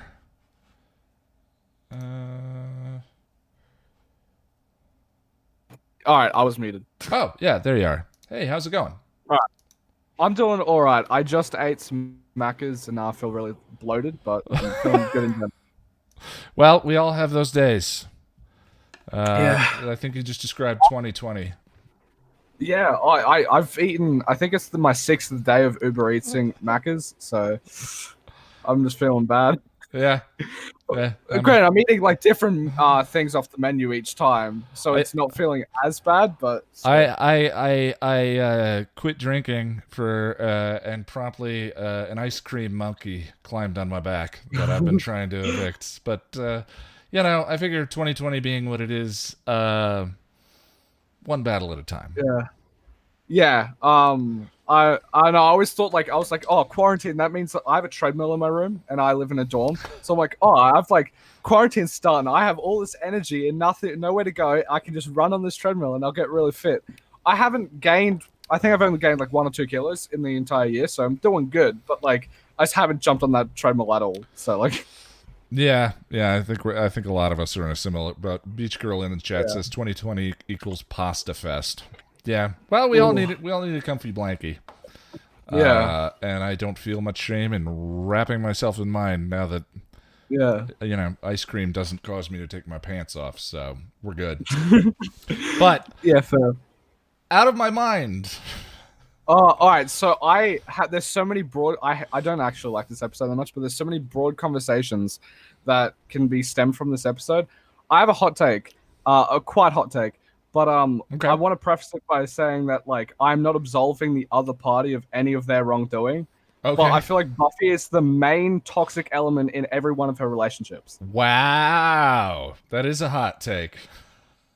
So with Spike, she's always the first one to basically she knew how much he loved her or liked her. She didn't believe it, but there was obviously an affection and attraction there, and she used that, which is the first, and hits him and emotionally abuses him so often, and then he retaliates. Now, obviously, I'm definitely not saying that's okay what happened in Seeing Red, but or anything Spike does, because he gaslights a fuck ton too. He does a bunch of abusive behaviors, but I feel like it all predicates on the fact that she was the first one. And as a personal principle, I don't care about retaliation. If someone punches a girl, if a guy punches a girl, that girl can beat the shit out of that guy. I don't give a fuck. Okay. That's my personal principle. So I'm very that's maybe what's clouding my judgment here. I'm not passing too much judgment on it. It's I don't know, and I feel like with this Riley thing, there was a conversation in here where she just guilts him when he opens up. He's very annoying with his insecurities, but sure. He opens up about his insecurity and she guilts him about it. And that is probably part of the reason why he doesn't open up about his insecurity. Because when it brought up, she's talking all about himself, and she's like, "Oh, it's on me." Can't you see how much I'm doing? Look at all this. Look at all this. When it should be I won't leave you, and that should be the end. It's definitely a conversation that favors drama over vulnerability and intimacy. He's definitely attempting vulnerability in that scene. I think that the ticking time bomb that's driving Buffy's side of that conversation is his heart. I think that's and she attempts to have the conversation with him in the way that he's looking for at the end of the episode when she says, I will admit that she's still touchable. But ultimately, which I find a bit cute. Ultimately, they don't. They just never start sorting things out honestly, openly, and in any kind of vulnerable fashion until Into the Woods. Yeah. With that interaction, the whole touchable thing, that's really cute. It's just there was a lot of guilting in that thing, and there's a way you can go about it, with the same message of I think I wrote it down. You could say something along the lines of, wait, where is it? I'm trying to find it in my notes. I have 800 words on this episode for no reason. It doesn't matter. But wait, I feel like oh, he says, I feel like you're going to leave me or something along those lines. And she said, I'm not going to leave you. I love you. And that's why I'm taking you to this doctor. It does everything that like, she says that line similar, but it was like packed in a lot of things. Like, look at all these reasons that like shows that like, I give so much up for you. I give so much up for you. All this like in that conversation. Well, that's not necessarily what he needed at that point. That needed just like reassurance. And there is an argument to be made that like it's not up to her to like quell his insecurities if he's being a dumb macho man. Sure. But like, I don't know. In that situation, like guilting him about it, it probably isn't the right thing to do because like as someone that like. Maybe it's just because I'm an insecure guy. Granted, I make sure that I can actually communicate, unlike Riley. But like, maybe it's that. But like in that conversation, I don't think he's ever hearing Buffy saying, "I love you. Look at this. I do love you." I think he's hearing all of like the guilt that he's getting from that conversation because it feels like from his perspective, if I put myself in the shoes, he's probably not getting the right message from that, and is on him and her. But I don't know. That's one's a bit like. It is full like a dramatic effect, but like, I don't know that I agree with your first statement about all of Buffy's relationships, but I definitely think that this particular relationship, there are a number of things going on both sides that could have gone differently. There could have been, and I the scene in the cave is flawed in kind of multiple ways. His line is big and thudding. It's not enough for you. But I think, unfortunately, that kind of steals the attention from the things that you're talking about, which is like, yeah, there are ways of discussing insecurity and intimacy that they don't seem to have a lot of practice with, and sort of acknowledging each other as they have the conversation rather than taking things as criticism and needing to defend yourself. Yeah. Like, and it's the last point I get how you might feel that way part of the conversation. Oh, yeah. By the way, I'd like to point out that, again, Spike is terrible in the relationship. Sure, yeah. Riley is so bad at communicating. Yeah. But, and then also with the Angel thing, I don't know if who has the opinion of, like, Angel's age difference is something that we just negate for the story. Like, I don't know if we have that. That's one of the ways this show gets away with something for it being fantasy, even though I don't think that works every time. Like, with that one, it's weirdly one of the only ones. I don't even like Angel that much, but, like, it's one of the only ones that, like, I kind of do just hand wave because it's like, yeah, I am, maybe. But, like, in that relationship, I want to just, like, make an analogy, like, so many times Buffy goes up and like tries to like with Angel and tries to speak about like, am I good enough? Am I important enough? With like look, you like these dresses from these girls, like thinking that in Halloween where she wants to be in that dress and wants to be better for her. I feel like there's different circumstances because Riley is dying, but like, right. Like, what if Angel responded to her like, oh my God, look at all these things I do for you, as a response to her, instead of being like, oh no, I don't even like those type of things. Like, that is a much healthier communication. And I feel like if it was switched, if Angel did that to Buffy, everyone would be like, oh, that's pretty fucked.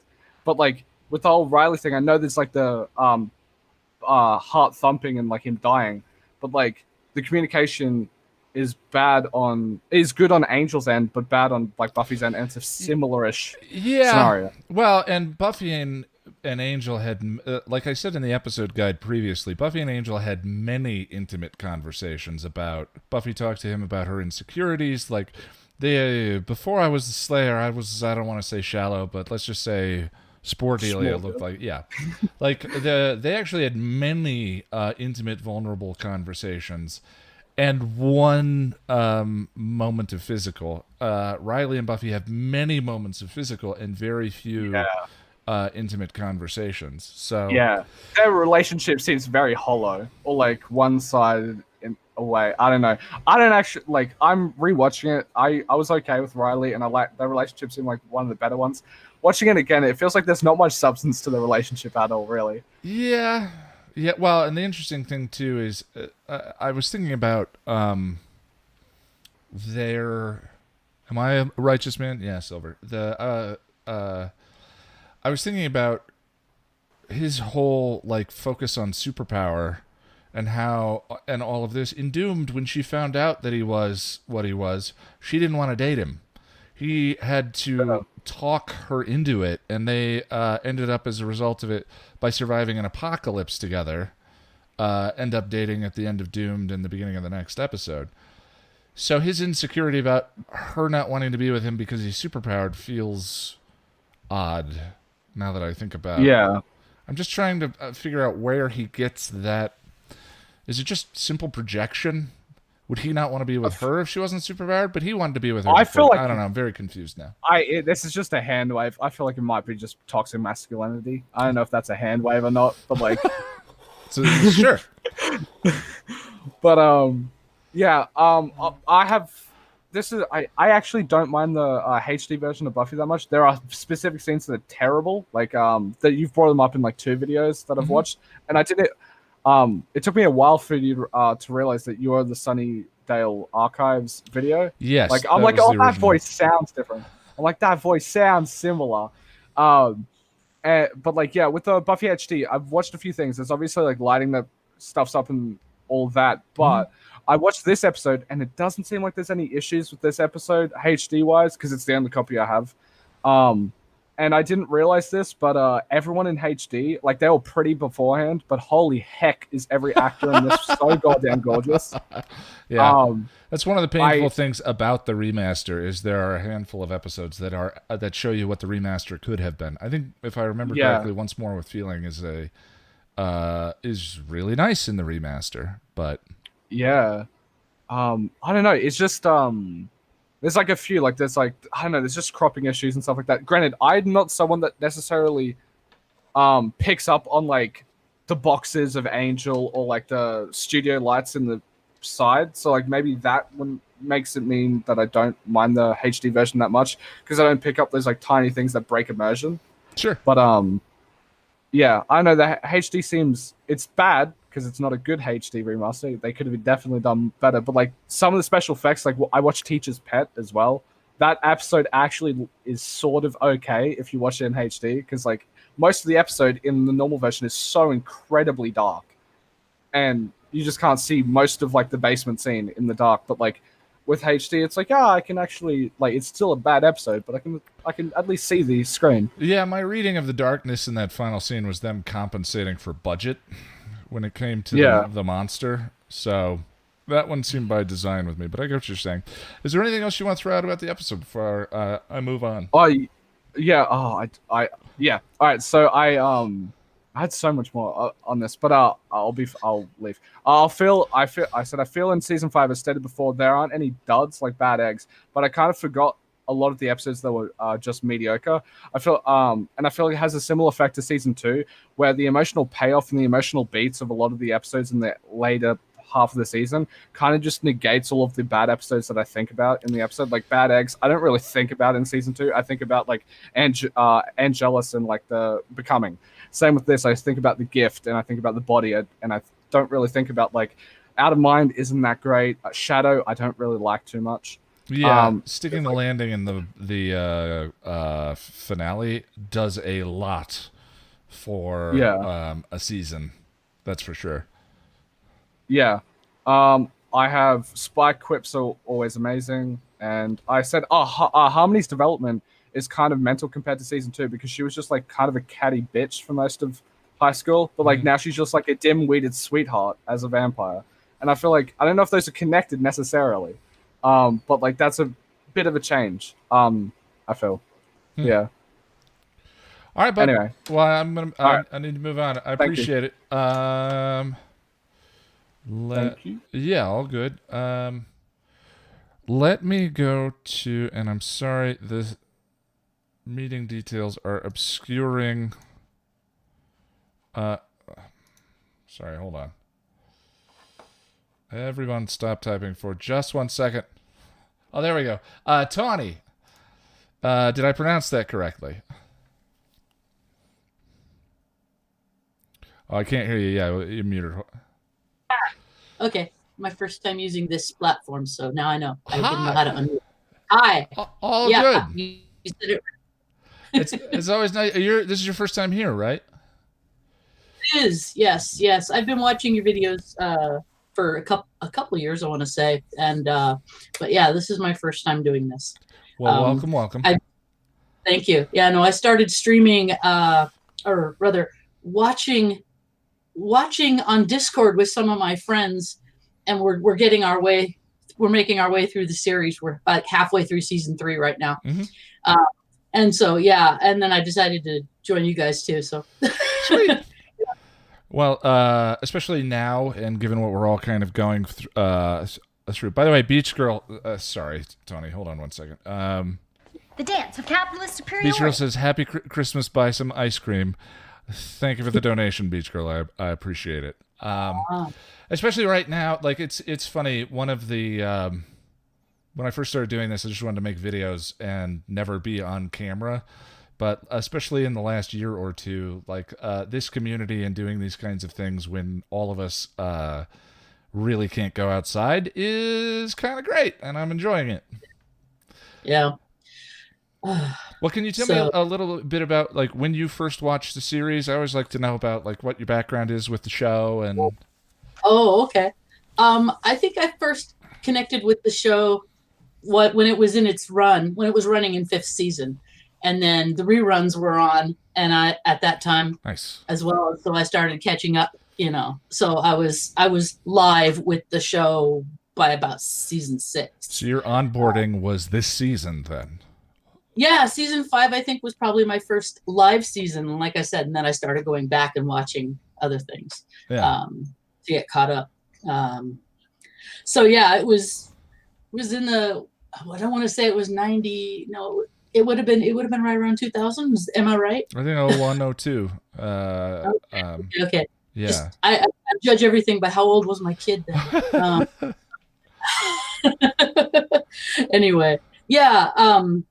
Yeah, and did you hot swap with Angel too? Hmm? Did you hot swap with Angel too? Did you start Angel when you started this, or did you wait on Angel, or have you watched Angel? I remember when I started watching Angel, I didn't really watch Angel more than once. Okay. Yeah. I think I saw it just on its first run, and I don't remember when I started, but there was reruns. But yeah, I think I only ever watched it once. Oh, okay. I'm going to be rewatching it again with my friends on Discord, because we're going to follow a guide that somebody found online where you can watch Buffy and Angel kind of. Yeah, there are lots. Sense. There's lots of interesting machete orders, I believe is the term for that, where they clump arcs together, so you get all of the Lornikins arc instead of watching that with what's happening in The Gift and The Weight of the World and all of that, which tonally for me, my least favorite way of watching the two shows was to swap back and forth. I've done a machete order before, and I highly recommend it. The most I enjoyed Angel, though, was watching it consecutively and not watching Buffy with it. That was the most I enjoyed that series and got the most out of it. It's different for sure. I mean, I enjoyed it. It's just different. But yeah, no, the order I think we're going to do is probably going to involve a lot of alternating. Just one episode here, episodes there. It does until if you're depending on the one that you're looking at, it does until they get really arcy, and then it clusters. They should be clustering sections of arc together. It seems like it bunches up into like 2 episodes here and there. Occasionally, the one I'm looking at is I forget what they actually call it. Something the Watchers Council. I think that's the one I've used before. Yeah. Yeah. Yeah, but yeah. This episode, I just love Spike. I've always loved Spike. I identify with Spike because I've been through that whole unrequited love thing, and also thinking that you're badder than you are. Yeah. No, I don't, but I can imagine what that was like. Smarter than you are, thinking you're more powerful than you are, thinking that you're more evil than you are. I'm really bad. And then doing stupid stuff like falling into a grave. So I love Spike. Yeah. Well, and Marsters the things that he does with him are absurd. They're terrific. Yeah, he's amazing. Yeah. Yeah. So, given this is your first time here, sort of anything that you want to jump on the season 4, season 5 transition, the Riley relationship, wherever we're going with this, like when you saw I can't remember what exactly my first reaction was, but when I saw the dream at the end of this episode, I believe it was revulsion. Oh, Like, not me! I was like, yes. Finally. Because okay. you knew this had been brewing for ages. You knew that Spike was building this up. At least I did. I sensed it. So that moment plays for you then like more like Xander and Cordy in the basement. Oh God, yeah, no, that Xander and Cordy in the basement, that was cringy. Oh, Yeah. okay. I just didn't like that relationship at all, really. Yeah. I think it was sort of a convenience, desperation, very high school, you know. Very high school, yeah. Yeah. You know, you fall in love with the first girl that'll give you the time of day, basically. The one who kicks you in the shins. Yeah. So, yeah. By the way, Silver says, seriously, I love that last scene. When I say the word cringe, I don't mean it in the contemporary sense that we have for the word cringy. I meant like, oh no, as in bad. I don't mean bad for the last scene. I mean like, no, they're not. They're not. Oh, no, stop. No. And then he wakes up and I go, oh, okay. Especially that moment where she goes to the moment specifically where I go, uh-oh, is when she goes to stake him and then has a second thought. That moment of hesitation where she just looks at his, unbelievable diamond cheekbones and that bare chest and goes, Yeah, totally. Yeah, that was shirtless Spike. Yeah. Anyway, I love that those scenes all play differently for us. That's great. Yeah. But no, Riley, I never liked Riley. Not even from the beginning. I love one of the things you do in your guides, the shipping of Riley and Forrest. I know it's not serious. It's very. I just love that ship. It's hilarious. The subtext bugle. Yeah. Really? Yeah. All right. Well, welcome. Yeah, glad you're here. Is there anything else you want to throw out about the episode before I go on? Oh no, I'm being meowed at. Sorry. Oh yeah. I know that. To add to that. I know. Everybody. That is a handsome fella. Yeah. All right, good deal. Let me go to let's go to Josh. Josh, I think I've made you last like 3, 4, 5 of the last. I don't know. It's a lot. That's okay. It's just an honor to be nominated, really. Well, you're awesome. No, you're awesome. No, you're awesome. Yeah, you're awesome. Out of my mind. I am. I've seen you. I've seen a few comments as we've been talking. There's a whole lot to touch on here. Whatever you like. So I'm gonna. Out of my mind is not one of my favorites of season 5. It's if there is a tier system, it's on the lower tier for me. Sure. And there's a couple of reasons why, and it's mostly because this is I think the second time in the run of the show where it breaks my immersion and breaks credulity that Buffy doesn't kill Spike. Yeah. The more I think about it, the more I'm kind of like, yeah. And I get that he's chipped and I get that he's helpless, but like he was actively working against Buffy to the tune of Riley almost dying. Well, or Adam almost winning. Yeah, well, I mean, that was the first one for sure. Yeah. Yeah, it's a lot.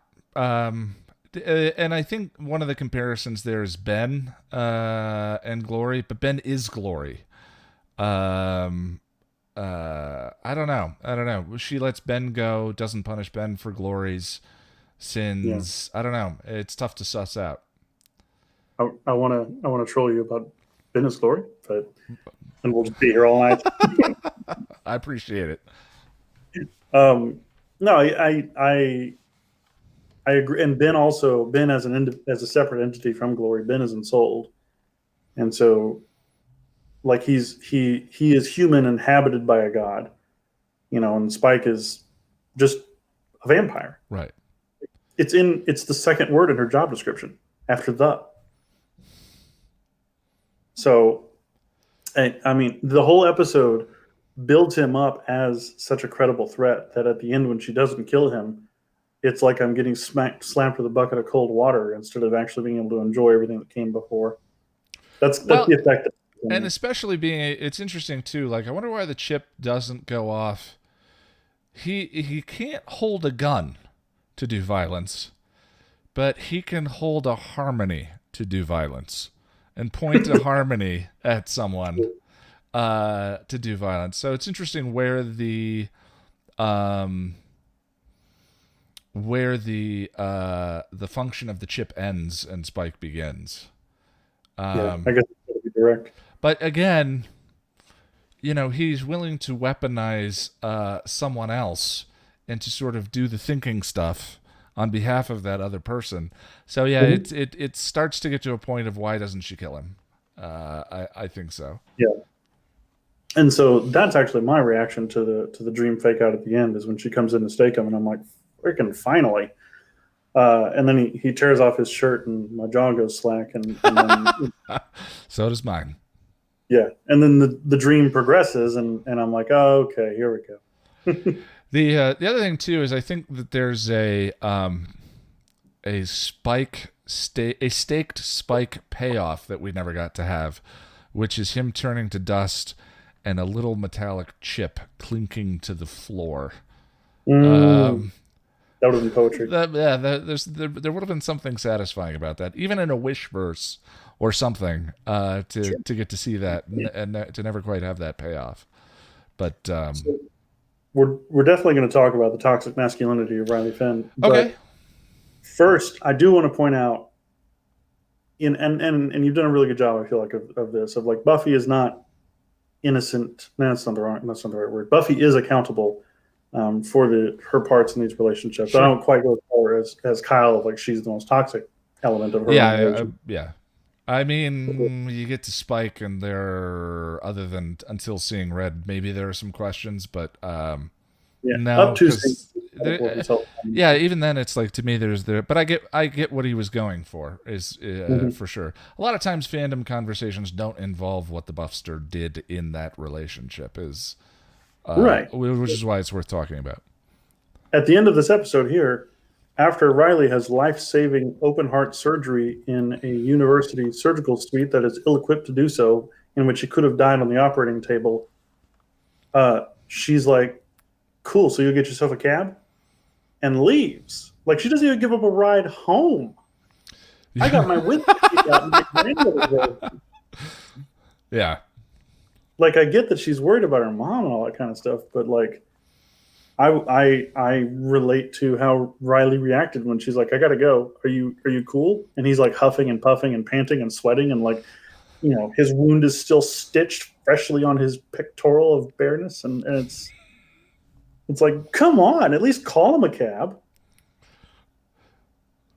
So that's really the biggest knock against Buffy for me in this episode.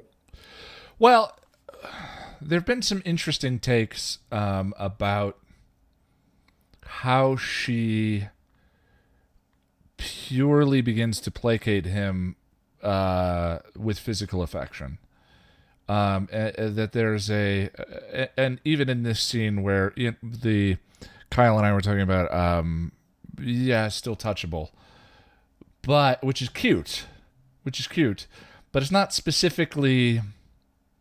It doesn't address any of the insecurity. Not that it's her job to address his insecurities, but I mean, if you're in a relationship is a partnership, and sort of like being vulnerable and communicating about all of those things, and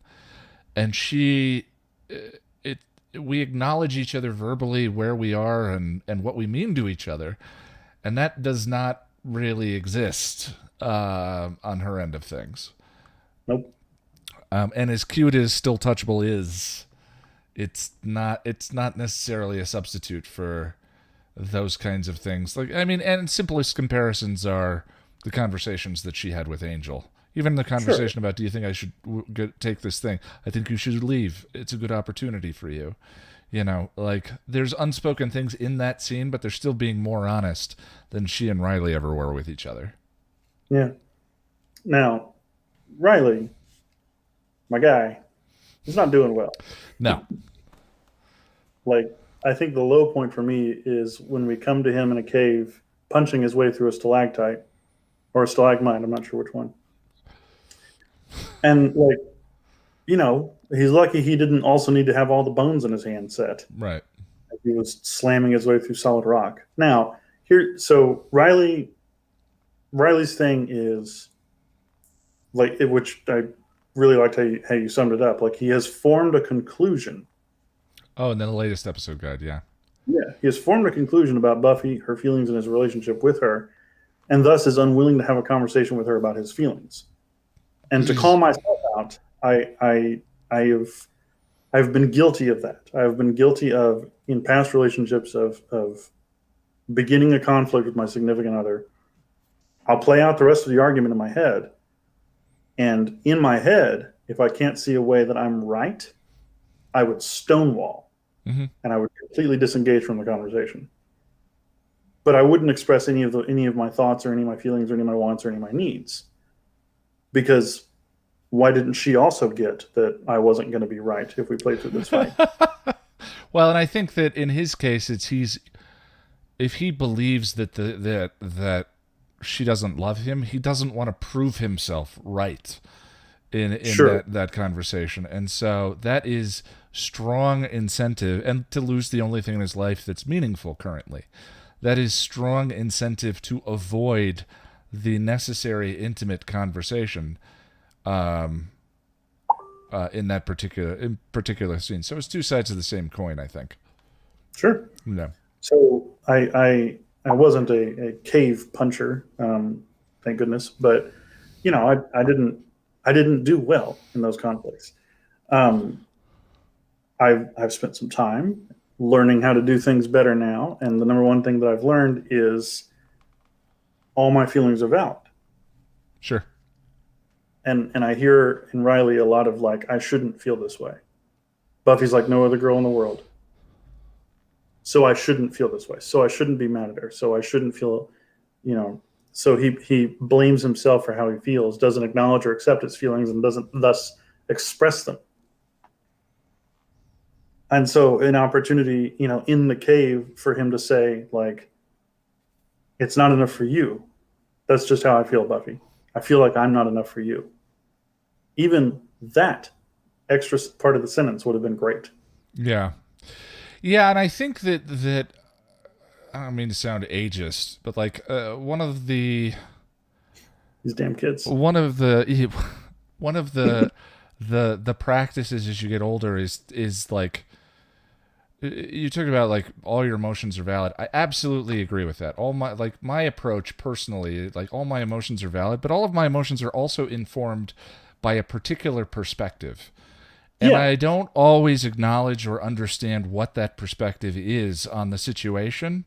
And while I think that I don't believe in suppressing emotions or ignoring emotions or any of that, I think a lot of times, like when I was Riley's age, I didn't do the work to understand the perspective and then to figure out if that perspective was actually accurate. And in this particular scene, that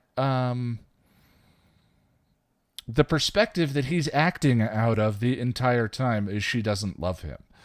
Mm-hmm. But only Buffy gets to say, and I have my own take on it, and I've offered my take about it one way or another, but like, them not having that conversation is still, for him to be acting out of that perspective that he is not seeking to validate one way or another, or to know that it's actually true, he's assuming the way she thinks and feels, which he does not get the right to do.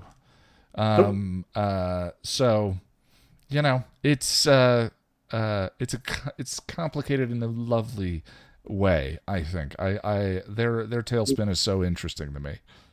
And it's very relatable. It's very human. Yes. And I can empathize with Riley in a lot of ways, and none of that absolves him at all. Yeah, of course. There's still, to me, empathy and accountability are independent factors. Yeah, I agree. So, I agree.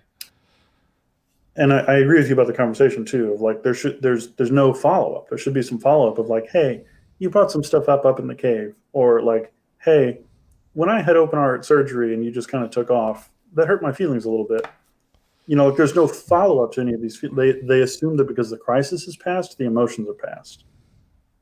And so both of them continue not to talk about it. Yeah, I think it's interesting that you just related it so personally. Like, I think that when I was younger, we're talking about like distinguishing truth from your inner monologue. Yep. And I think that's something that if you try and develop a sensitivity to it, it gets easier as it goes on. But boy, when I was 20 years old or 22 years old, if I was assuming like, but she doesn't love me, I never would have gone back and examined that at his age. I never would have had these are all well and good as a 41-year-old man to be looking at these, kids and to be having that conversation. But, so just to acknowledge that, of course. I agree. I get the privilege and pleasure of working with college students as a profession. And I see in the current generation a lot more emotional intelligence than I remember having. Sure. When I was 19. Yeah, me too. And so I feel like there's some hope there. They're doing better than we did. Yes. But I also, getting away from Riley's toxic masculinity, one of my hot takes for this season, I don't know if this is a hot take. One of my takes for this season is, you know if it's hot, is Ben is one of the little bads. Yeah, I think that tracks. Yeah. He's supposed to be the faith to Glory. Glory's mayor. I think he's supposed to be the faith to Dawn. Okay, say more. Ben is to Dawn as Glory is to Buffy. Interesting. Okay. Because Ben exhibits a lot of kind of, selfish, like, it's my life. That monologue he gives when he's getting fired at the end of the season. He's like, it's my life, Glory. You always take it. Like, he gets real childish with it real quick. Yeah. In some of the similar ways that Dawn does. In terms of the metaphor, the structure of the metaphor, I absolutely agree with you. I think that when you look at all of the split personalities, starting with the replacement and all of that, but I mean, even just to some degree, you could have read Dracula and Buffy that way, or so forth. Like, that's definitely something that they were playing with and setting up, was like the vulnerable human side and the powerful Slayer side, and sort of needing to be both of them, find a place in your identity for both of those, and not to destroy one with the other, which is so yes, I follow you now. I caught up. But I do like how innocuously he is introduced in the episode. Oh, Ben in Out of My Mind? Mm-hmm. Yeah. He looks like he belongs on Chicago Hope or ER. He's got the Clooney chin. The Clooney from the ER era, for sure. Clooney's chin is still pretty good. It's still pretty good. Yeah, it's an okay chin. Yeah, it's Ocean's 11 chin. But yeah, so and other than that, this episode is just, because I get the dose of cold water in my face at the end. The whole rest of the episode for me is just kind of like an exercise in watching something not work. Interesting. Yeah, a lot of times the way I would describe it is like, these episodes to me feel like you can really feel the pieces moving. Like, this piece needs to be. We know where we want to go. to get there, this piece needs to be here, this needs to be here, this needs to be here. So like the episode is not necessarily doesn't serve itself. It feels like it's serving something else that is going to have a payoff later, which in this case is getting Riley out of the series. But yeah, I know what you mean. Well, and the body, which yeah. Oh, and Buffy ripping the cash. Like, my headcanon is that Giles gave her a wad of cash, because Buffy walking around with a wad of hundreds doesn't really seem like, the Summers doing what they do. And so I'm like, whose money was that you just ruined? Like, wait. Yeah, I agree. Well, is there anything else you want to throw out about the episode? That's all I got. All right. Let me go to Tom, and then Lauren, and then Sarah. Tom, I lost you. Where you're not actually off my screen. I'm right here. You're right there. There you are. Hi. Hi. How you doing, Ian? Good. How are you doing? I'm all right. Doing okay. Doing all right. Getting good grades. My future's so bright. I gotta wear shades. I dig it. Well, out of my mind. Tell me about the episode. How does this play for you? I feel like the more I've been writing about and having to deal with the season, I feel like by the way, yeah, as Boris said, that's a spectacular blue shirt. I feel like the tailspin is happening in slow motion. We have like another 5 episodes or so to get to Into the Woods. But anyway, that's me. Tell me about the episode. This is one of those episodes where when I think about especially I haven't seen it in a while, I think about the title. I kind of have to remind myself what it's about. Yeah. And then I'll look up the description and say, oh yeah, that one. Okay. But then when I watch it, it's better than I remember. So it's not one of my favorites. It's not top tier, but I'm thinking, okay, I'll do this one. But then it's better than I remember. As opposed to say Where the Wild Things Are, where it's worse than I remember. Yeah, I feel that way about a number of the plotty, archy episodes. Is like the Iron Team, what? And then we watch it, and I'm like, oh, the yummy sushi pajamas, and them bickering over who was snoring. Yeah, there's always I love that's. I mean, that's one of the reasons why I think the show lends itself so well to a rewatch. Is like you never quite use an episode up completely, where you're like, yeah, I'm done with that one. I don't need to watch that one ever again. Yeah. This as virtually everybody else has said, the opening scene is just beautifully done, beautifully shot, beautifully created. And then Riley comes in and the vampire and says, like, okay. And although you got to give him props at that point, and and I understand that after that moment, after the vampire, why he would not want to give that up. Yeah, he's good. He's about as good. He's the second best vampires killer in Sunnydale right now. Mm-hmm. Yeah. And honestly, he could probably go out by himself and handle a couple of vampires, because of his training. Well, and in 2 episodes, when he's post-surgery, he grenades a room full of vampires. Yes. And I think that's supposed to, I mean, especially anytime there's a weapon involved in the show, it's some sort of negative commentary. Oftentimes, weapons are never good. They're symbolically used that way. But, if you have grenades... Yeah. And you've got 5 vampires standing next to each other. That seems to me like a win. Yeah. One of the things in this conversation that I kind of made me realize that I hadn't even thought about before, but 2 seasons a season and a half of Riley, and we don't really know a thing about him. Right. Yeah. That he was a military guy and he loves Buffy. I'm half that. I love Buffy. I'm not a military guy, but I love Buffy. And so we don't really. Okay, he was born and raised in Iowa. Yeah, which is used as as a detail to show how milquetoast he actually is. Not anything against Iowa. It's just a storytelling technique to show how mundane he is as a man. Yeah. So. Yeah. So we It's not a telling detail.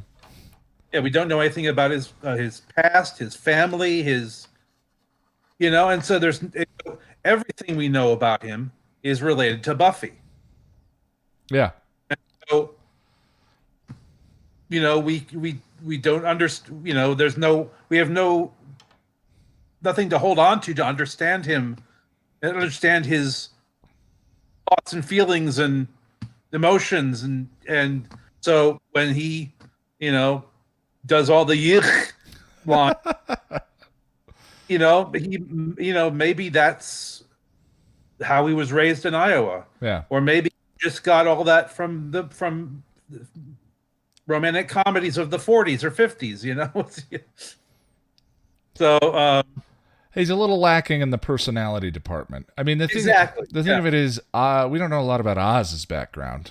We never meet Oz's parents. We hear a little bit about Gordy, his cousin who bit him, and that's about it. But Oz doesn't feel deficient in the personality department. If anything, he feels the opposite of that. Yeah. But they give Oz more, interesting. They give, in fewer words, they give Oz more to say. Right. I mean, that's the. In storytelling terms, that's the gift of personality, right? Is the way a person says something can mean as much as what they say. A lot of times. Look at Spike. Spike is loaded with personality. We haven't watched Fool for Love yet. So. I love all the, there aren't a whole lot of scenes with Willow and Tara, but all those scenes are, for some reason, to me, feel important. The hand reading scene in this one. The hand reading scene, the scene in the blown out school when Willow produces this, this potion to create light. Yeah. And I taught you how to make a little Tinkerbell light, not she says, I just tinkered with it. And it's like, this is. They have the same gravitas as the Buffy and Riley moments, but they do so with subtlety. That's kind of the thing that we were talking about earlier, that we were imagining what this storyline would have looked like if it had some of that elegance that the other ones did, as opposed to just being so heavy-handed. Right. And I love the little scenes like the follow-up with Xander, showing his competence. Yes. And growing. Yes. Growth. Growth. Having seen the two halves of him, he's decided to embrace the adult half. Sorry, I got distracted because Boris said, "Imagine holding on." He was holding on to his immature half, and kind of afraid to really embrace his adulthood. And now he's like, I think I'm ready to adult. You're talking about with carpentry is pretty cool. Yeah. And the replacement. I mean, there's his confidence, Yeah, the replacement is one of those episodes that there is a journey to it. He saw that, wait, I did all those things? And his insecure side was forced to reconcile with the fact that he was capable. He's both those things. He's the insecure, self-hating Xander, and he is the capable adult Xander that can get promoted and get a place of his own and be there for Anya and all of that. And so learning that you're capable of those things is just as important as being capable of those things, because you can't exercise an ability that you don't know you have. So yeah, that episode was a big turning point, and that flows nicely into carpentry's pretty cool. Carpentry's pretty cool. Yeah, that's what I've heard. I wouldn't know. I have no talent in that area. Yeah, I mean, when I was doing theater in high school and college, we were supposed to do everything, you know, not just act, but work on the sets and the costumes and everything. And they always said, you know, my last name is Purdy, and they said, well, let's find some job that's Purdy proof. Yeah, Tom, you don't have to help us with the set. You're good. Exactly. But I also, you know, again, and it's the little scenes, the scenes with Dawn, just the character developing scenes with, you know, or with they're in Heather with her mother and doing the cereal, you know, get the prize. I always love the dance in the Summer's Kitchen. I did that, you know, I didn't do that when I was 14. I did that when I was 11, but and 9 and 8. And although I ate the cereal too, a little too much of it, but I ate the cereal too. But and then the scene when they're in the bedroom talking, and she says, "Well, you know, the CIA tried to kill Castro with poisonous aspirin." You know, it says Dawn. It's important. I'm just impressed that a 14-year-old girl in the early 2000s knows about Castro. Yeah.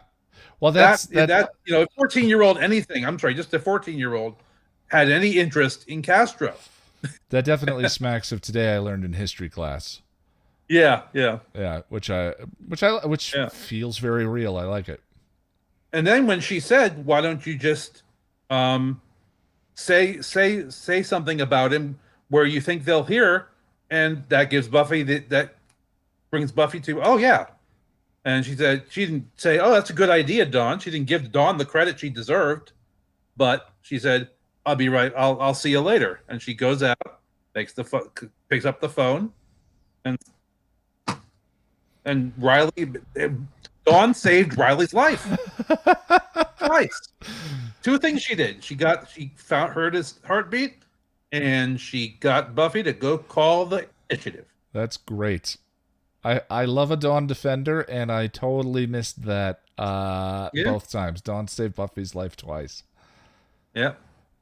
Yeah, that's good stuff. Well, I need to move on. Is there anything else you want to throw out of my mind? Yeah, I love, as everybody else does, I love Harmony in this episode. Just absolutely, she's a delight in this season. She's a delight in Angel season 5. Yes. And you know, actually in season 5, there is at least one person who does recognize her value, and that's Lauren. Yes. Lauren treats her as well as he treats anybody. He you know, I mean, he even has little pet names for her, Harmonica. You know, that's just that's why you gotta love Lauren, because you know. Yeah, Lauren is equal opportunity and loves everyone. Yep. Yeah. All right, my friend. Let's go over to Lauren. Hello. Hello. I just want to say I thought you were spectacular in A Christmas Carol yesterday. The goodbye speech to Josh. I was just like, oh, it just seems so bad. Thank you very much. Out of my mind. I love the lights behind you, by the way. Oh, thank you. Just put them up. Enjoying the new home? Yes, I am. Good. Glad to hear it. Starting to make it home and not just, you know, labyrinth of boxes. It takes a while. I usually have boxes sitting around for years after I move into a place, so I know what you mean. So yeah, out of my mind. I mean, it's not one of the best. It's not one of the worst. I mean, there's a lot that happens in it, obviously. I mean, I mean, I've been a Riley apologist a lot, and it's the closer we get to Into the Woods, the harder it is for me to do that, because Yeah. yeah, I mean, I totally agree with Josh in that, yeah, Riley definitely had the right to be hurt when, I mean, Buffy couldn't even get him in a cab and get him home. She just left him there at the hospital. And, like, obviously Joyce is, higher on the tier of importance, but still, I mean, and I also thought it was interesting how watching the episode, and it does the recap with Riley talking to Xander and saying she doesn't love me. Buffy never really she doesn't say the word. She doesn't say to Riley, "I love you." No, it's very specifically avoided several times. Yeah, and I do kind of think, I mean, despite how passionate she was in that, you think I was dating you because you're a superhero. I don't want power. I don't need power. If I wanted a powerful boyfriend, I'd be dating Spike. I mean, she says everything, but I love you. Right. And I think that does kind of validate his previous line. It's like, she doesn't love me. And I think in that scene, he was waiting for her to say it. He's like, okay, you're saying all this other wonderful stuff to me. I can see the passion. I can see the care and concern in your eyes, but you're still not giving me the L word. Yeah, and in season 4, there's the moment where he says, "I'm so in love with you, I can't think straight," and she says, "Tell me about it," which is not the same thing. Yeah. But again, my argument would be, and I personally, as a fan, I agree with you. But in the episode guide that I put out for whatever the last episode, Shadow, the line I tried to walk is like, we don't get to say. Like, the only person that gets to say, even if she hasn't yet at this point, is Buffy. And Buffy. Yeah. And I mean, my whole thing was not a dig at Buffy at all. No, I know. I'm just trying to think about the thing you said I really liked was as the season goes on, it becomes harder and harder to be a Riley defender / apologist. And but I can still, there's a point where my thought was that he's holding on to, he doesn't want to prove to himself that he's right, that she doesn't love him, so he doesn't have the conversation. But there's a point too where the reality of the situation becomes worse than what it would have been to just let the relationship go, where it becomes more infused with toxicity and negativity and just self-damage and self-harm, to in his case literally with what he's doing, that it just would have been simpler to face his fear and to have the conversation and to let it go. Yeah, it would have been. Yeah. But I still find that human. I mean, I still find that very identifiable. Absolutely. And I kind of take issue with Graham's line about you're the mission's boyfriend. Yeah, mission's boyfriend. It's like, okay, are we channeling Forrest there, Graham? And I mean, he said it. I mean, because he was in the military too. He was Riley's wingman. I get it, but like this was like the one other guy in the initiative who didn't look down on Buffy. I mean, you showed the clip where it said, "Great job, Buffy." And now it's like, okay, she's the mission now. You know her name. And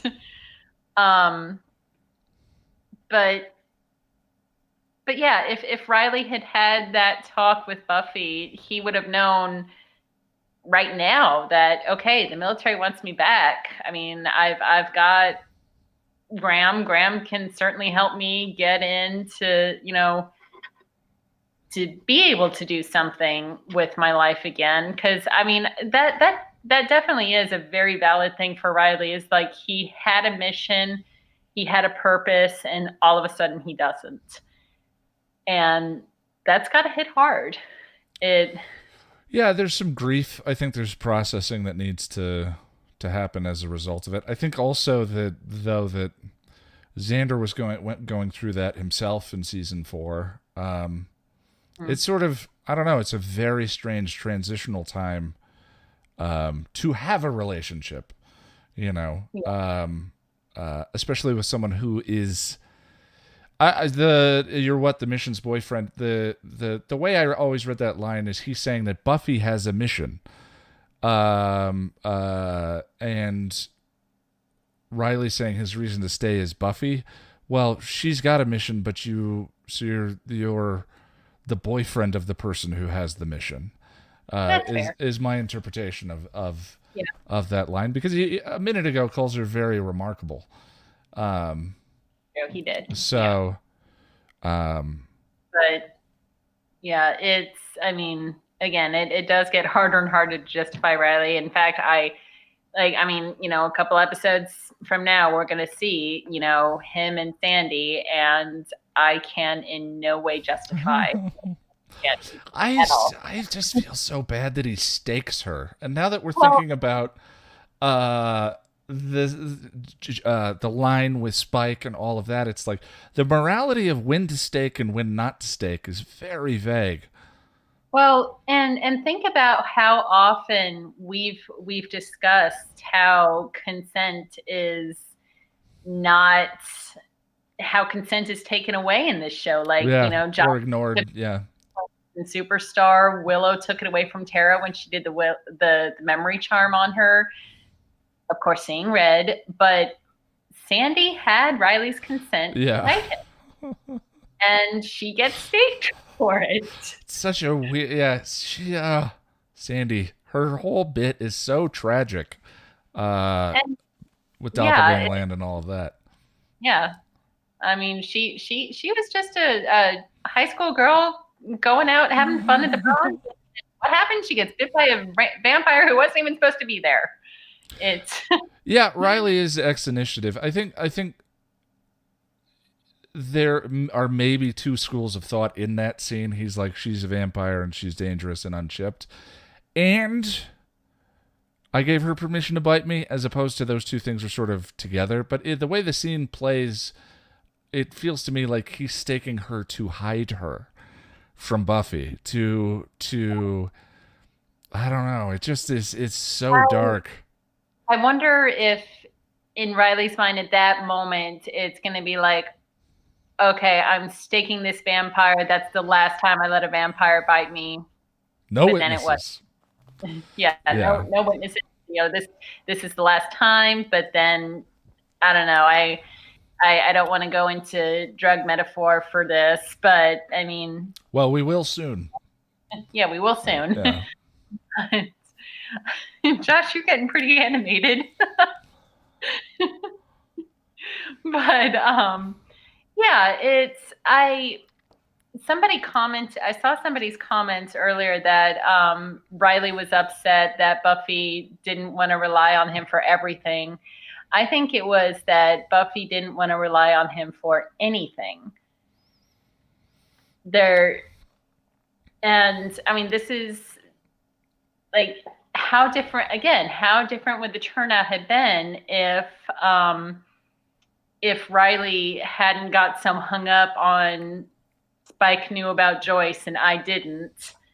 What if instead it was more like, I'm here for you, whatever you need. If it's me getting Dawn to school, you guys to the hospital, I'll take you wherever you need to go. Like, he can be the emotional pillar for her while her mother's in the hospital. Well, and I would argue that to some degree he does. It's just what he's doing in his own time, his private time. That is the thing. The other thing But- too is like it's easy to see Riley's the trajectory of Riley's arc in this sequence. The one thing I tried to get at in the episode guide that I just put up was it's more difficult to see Buffy's, but Buffy is becoming more isolated. And it's not specifically just Riley. It just appears to be because Riley's story is so front and center. But she is sort of that whole superiority, inferiority complex about it thing is starting to take root, even more so now than it's subtle, but it's starting to take root, and it is there. And so he's detecting treatment that I think she's actually that is affecting all of them, that she's doing with Willow and with Xander. So it's interesting to note some of the isolation that Buffy experiences in season 6 is already here, and is already taking hold as a result of being the Slayer, being cold and distant and all of that. And that is something, I mean, the whole Glory bit is her grappling with that anyway, is like, does the Dawn part of me die off? And I think that we're seeing some of that here. It's just, it happens to carry into season 6 and 7 naturally. Yeah. But, I mean, as for the rest of the episode, Harmony's always fun. And I love Spike's bits, like the, being all Spike and the big bad, and then he turns and falls into an open grave, and he actually says "ow." Like, I mean, I'm sure it's painful for everyone, but still, for Spike to be "ow," and I can't. Go ahead, sorry. I can't remember my reaction to his waking up from the dream. I think I kind of, if I recall correctly, I was like, okay, this is weird. This doesn't feel right. This doesn't feel like Buffy. So I think it wasn't like clear to me that it was a dream, but it was definitely like, this isn't Buffy. And then the kiss, and it's like, okay, this is a dream. And then Spike being the one to wake up for it, I think I was like, huh. But then, I mean, again, watching the series again as often as I have, I mean, Spike's like obsession with Buffy started at his first appearance. Yep. In School Hard. Yeah. It's like he set up the other vampire for her to go after just so he could study her fighting skills. And, we see later that he's got his minions recording her as she's fighting a vampire. And, he's watching, he's studying her. And I mean, and he's complimenting her too. Like, the first time, when he comes out of the shadows, he's like, nice footwork, good job. And then like in the Halloween episode, he truly admired her skills. Like, he's like, look at that. Look how she picks up the sign to use it. She's resourceful. Yeah. Yeah. But yeah, I don't think that. I think after an episode, no one was like, "Oh, that's unbelievable that Spike would feel that way." It's like, "Oh no, yeah, of course, yeah, that makes a certain kind of sense." The foundation was set. The seeds were being planted. yeah, exactly. Well, is there anything else you want to throw out of my mind? No, nothing for out of my mind. We'll have more about the later episodes as they come. Yes, indeed. Out of my mind. Let's go over to Sarah. Hi. There you are. Pop back up on my screen. I don't know how to navigate Google Meet, the Google not Hangouts. How are things? I am very tired. Well, you had a big day yesterday, so. I did, and that was after working on papers and stuff for the last week. So yeah, I have many thoughts about the whole gender stuff and everything, but I can't make words. Well, this will not be our last opportunity to talk about them, but that's for sure. That's the thing is, we're on episode 4. They don't break up until episode 9, I think it is, 8, 9, or episode 10. So there's a long way to go with this conversation that we can jump on at different points. Also, I have my own channel, so I could just make a video at some Sure. So, yeah, thoughts on like the whole Riley and gender and stuff. Yeah. But right. What was I going to talk about? See, sorry, No, that's okay. My whole thought was like, you know, I personally have when you think about aspects of masculinity or aspects of like, someone was complaining about the use of the word toxic masculinity early on, which I completely get. It's a catchphrase for an entire topic of conversation. I heard someone refer to, I think we can call this specific kind limiting masculinity. Okay. Because there's sort of like lots of branches about toxic masculinity, and the reality is, I mean, I think when we study gender, like, because I'm studying gender, everybody, so we can get into more complicated stuff about this. But in queer theory, particularly, I would say like our constructions of gender are what's toxic. Sure. You know, and so. Yeah, it's not just about masculinity because we've talked about for generations how limiting a lot of societal constructions of femininity is. I mean, there's a lot in Buffy about, you know, that can be looked at how limiting the sort of idea of girl and stuff is, and I think they perhaps. Yeah, Boris, I'm not saying that I'm not going to explain how gender is a construct because go Google it. Yeah. Well, rather than me right now. Rather than me driving you down topics like that, is there anything you want to throw out there about Out of My Mind? Things that come to mind, things you like about the episode? Oh yes, I was going to call you out on a little bit of unintended sexism because why on earth would it be strange that Buffy loves Star Trek? I'm Buffy's age. I totally watch Star Trek. Well, it's interesting. I agree with you, and I thought about that when I said the counterpoint. I don't think it would be strange if they said Willow liked Star Trek. So the two, it's not specifically related to her gender. I think that they're playing on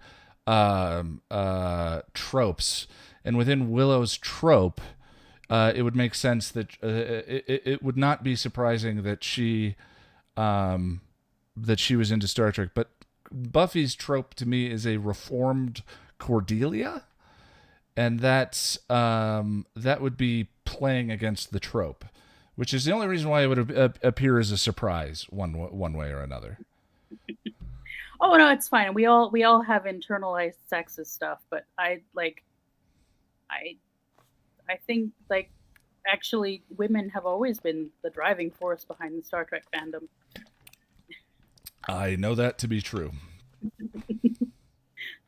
So yes, I think it's totally plausible that Buffy watched Star Trek and had a crush on Riker like the rest of us.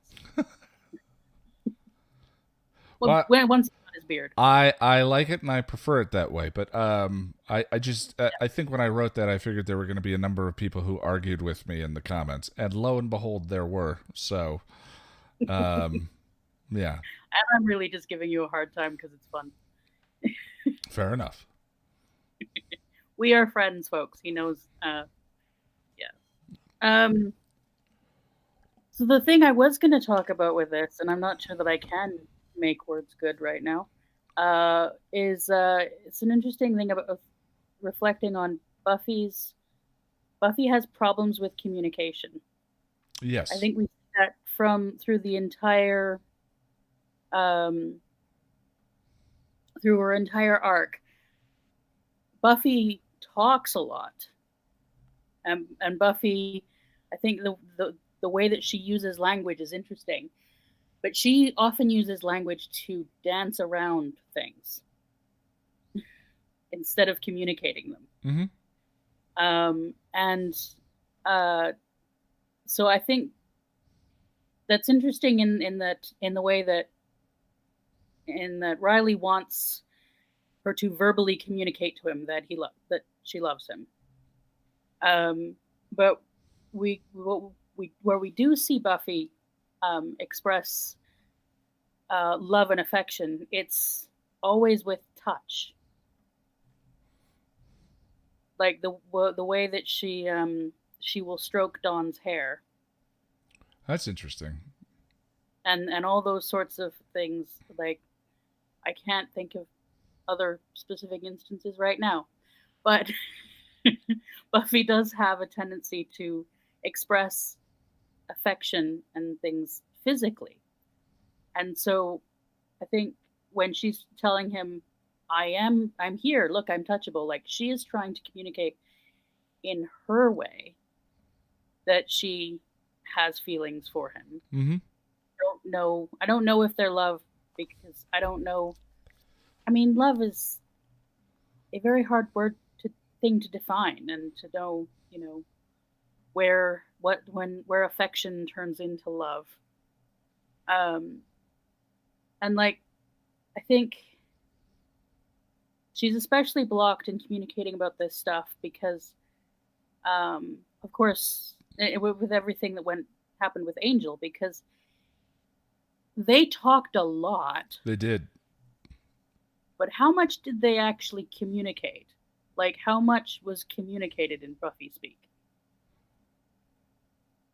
And almost always them talking tended to lead to badness. Yeah. Or bad things. I when you talk about like how much was actually community, I think you're talking about important conversations, vulnerable, intimate, important conversations, as opposed to verbal affection given one way or another. Yeah, and I would agree with that. And it's interesting, it does carry all the way into season 7. The one moment of sort of specific verbal intimacy I can think of is between Spike and Buffy in season 7, but even then Spike's driving the conversation. And he says, were you there with me? And she says, I was. And he says, what does that mean? And she says, I don't know. Does it have to mean something? Yeah. Even then she's sort of responding to what he's saying as opposed to interacting with it directly, the subject and the conversation. So yeah, I see what you're saying. I think that it's a manifestation of her continued self-isolation, which Boris asked earlier. Is she doing that to herself? Well, yes. Yeah. But that, to me, that's neither here nor there. She sort of does isolate herself more as the series goes on. And I don't know what to make of that. Ultimately, I come down to cookie dough shipper. Needing to know herself first, needing to, she's 22 years old when she says that, or 21 years old. Good gravy. Yeah, she needs to get to know herself and love herself first before she can be in these intimate relationships. Which is why I'm definitely hashtag cookie dough shipper myself. But yeah, me too. Yeah. But of course, her not being able to communicate in a way that Riley can understand doesn't excuse his behavior. And I think from this, I have a certain pity for him.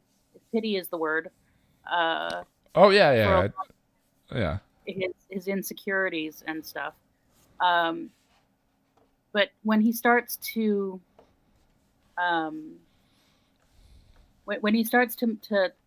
use it against Buffy and to sort of he becomes mean, and then the pity sort of quickly evaporates because I agree. Into the Woods is second only to Doomed to me as my least favorite Riley episodes. The episode where he talks her into the relationship, and the episode where he blames her for it ending, and then the text validates that horrendous perspective, are my two least favorite episodes. But once he stops questioning, once he just accepts the perspective that he's acting out of, the perspective that's generating all of those emotions and insecurity, and he stops questioning that as true or not, and never interacts with her about it, and just blames her for that, I definitely lose compassion for the character at that point as well. Yeah. It's like, and then of course we have when he returns and the text treats him like the one that got away, instead of them having a conversation about, hey, our relationship went bad. Yeah. Yes, it but I wish you well in some kind of... Yeah, it's interesting, right? Like, if that had been Angel coming and visiting and seeing where she was at, as opposed to Riley, would that episode play better? Yeah. If Angel came to Sunnydale in pursuing a demon, and then was like, Buffy, how are you living? What? You're better than this, Then maybe you go, oh, okay, maybe. I think it would have been an interesting role for Cordelia. Oh, the Joan Collins Tude scene. Yeah, that connection. Cordelia could. That's fantastic. Yeah. Oh, Faith would have been terrific. Anyone but Riley now would have been terrific in that scene. That's terrific. I think there's a way to do it well with Riley. But like,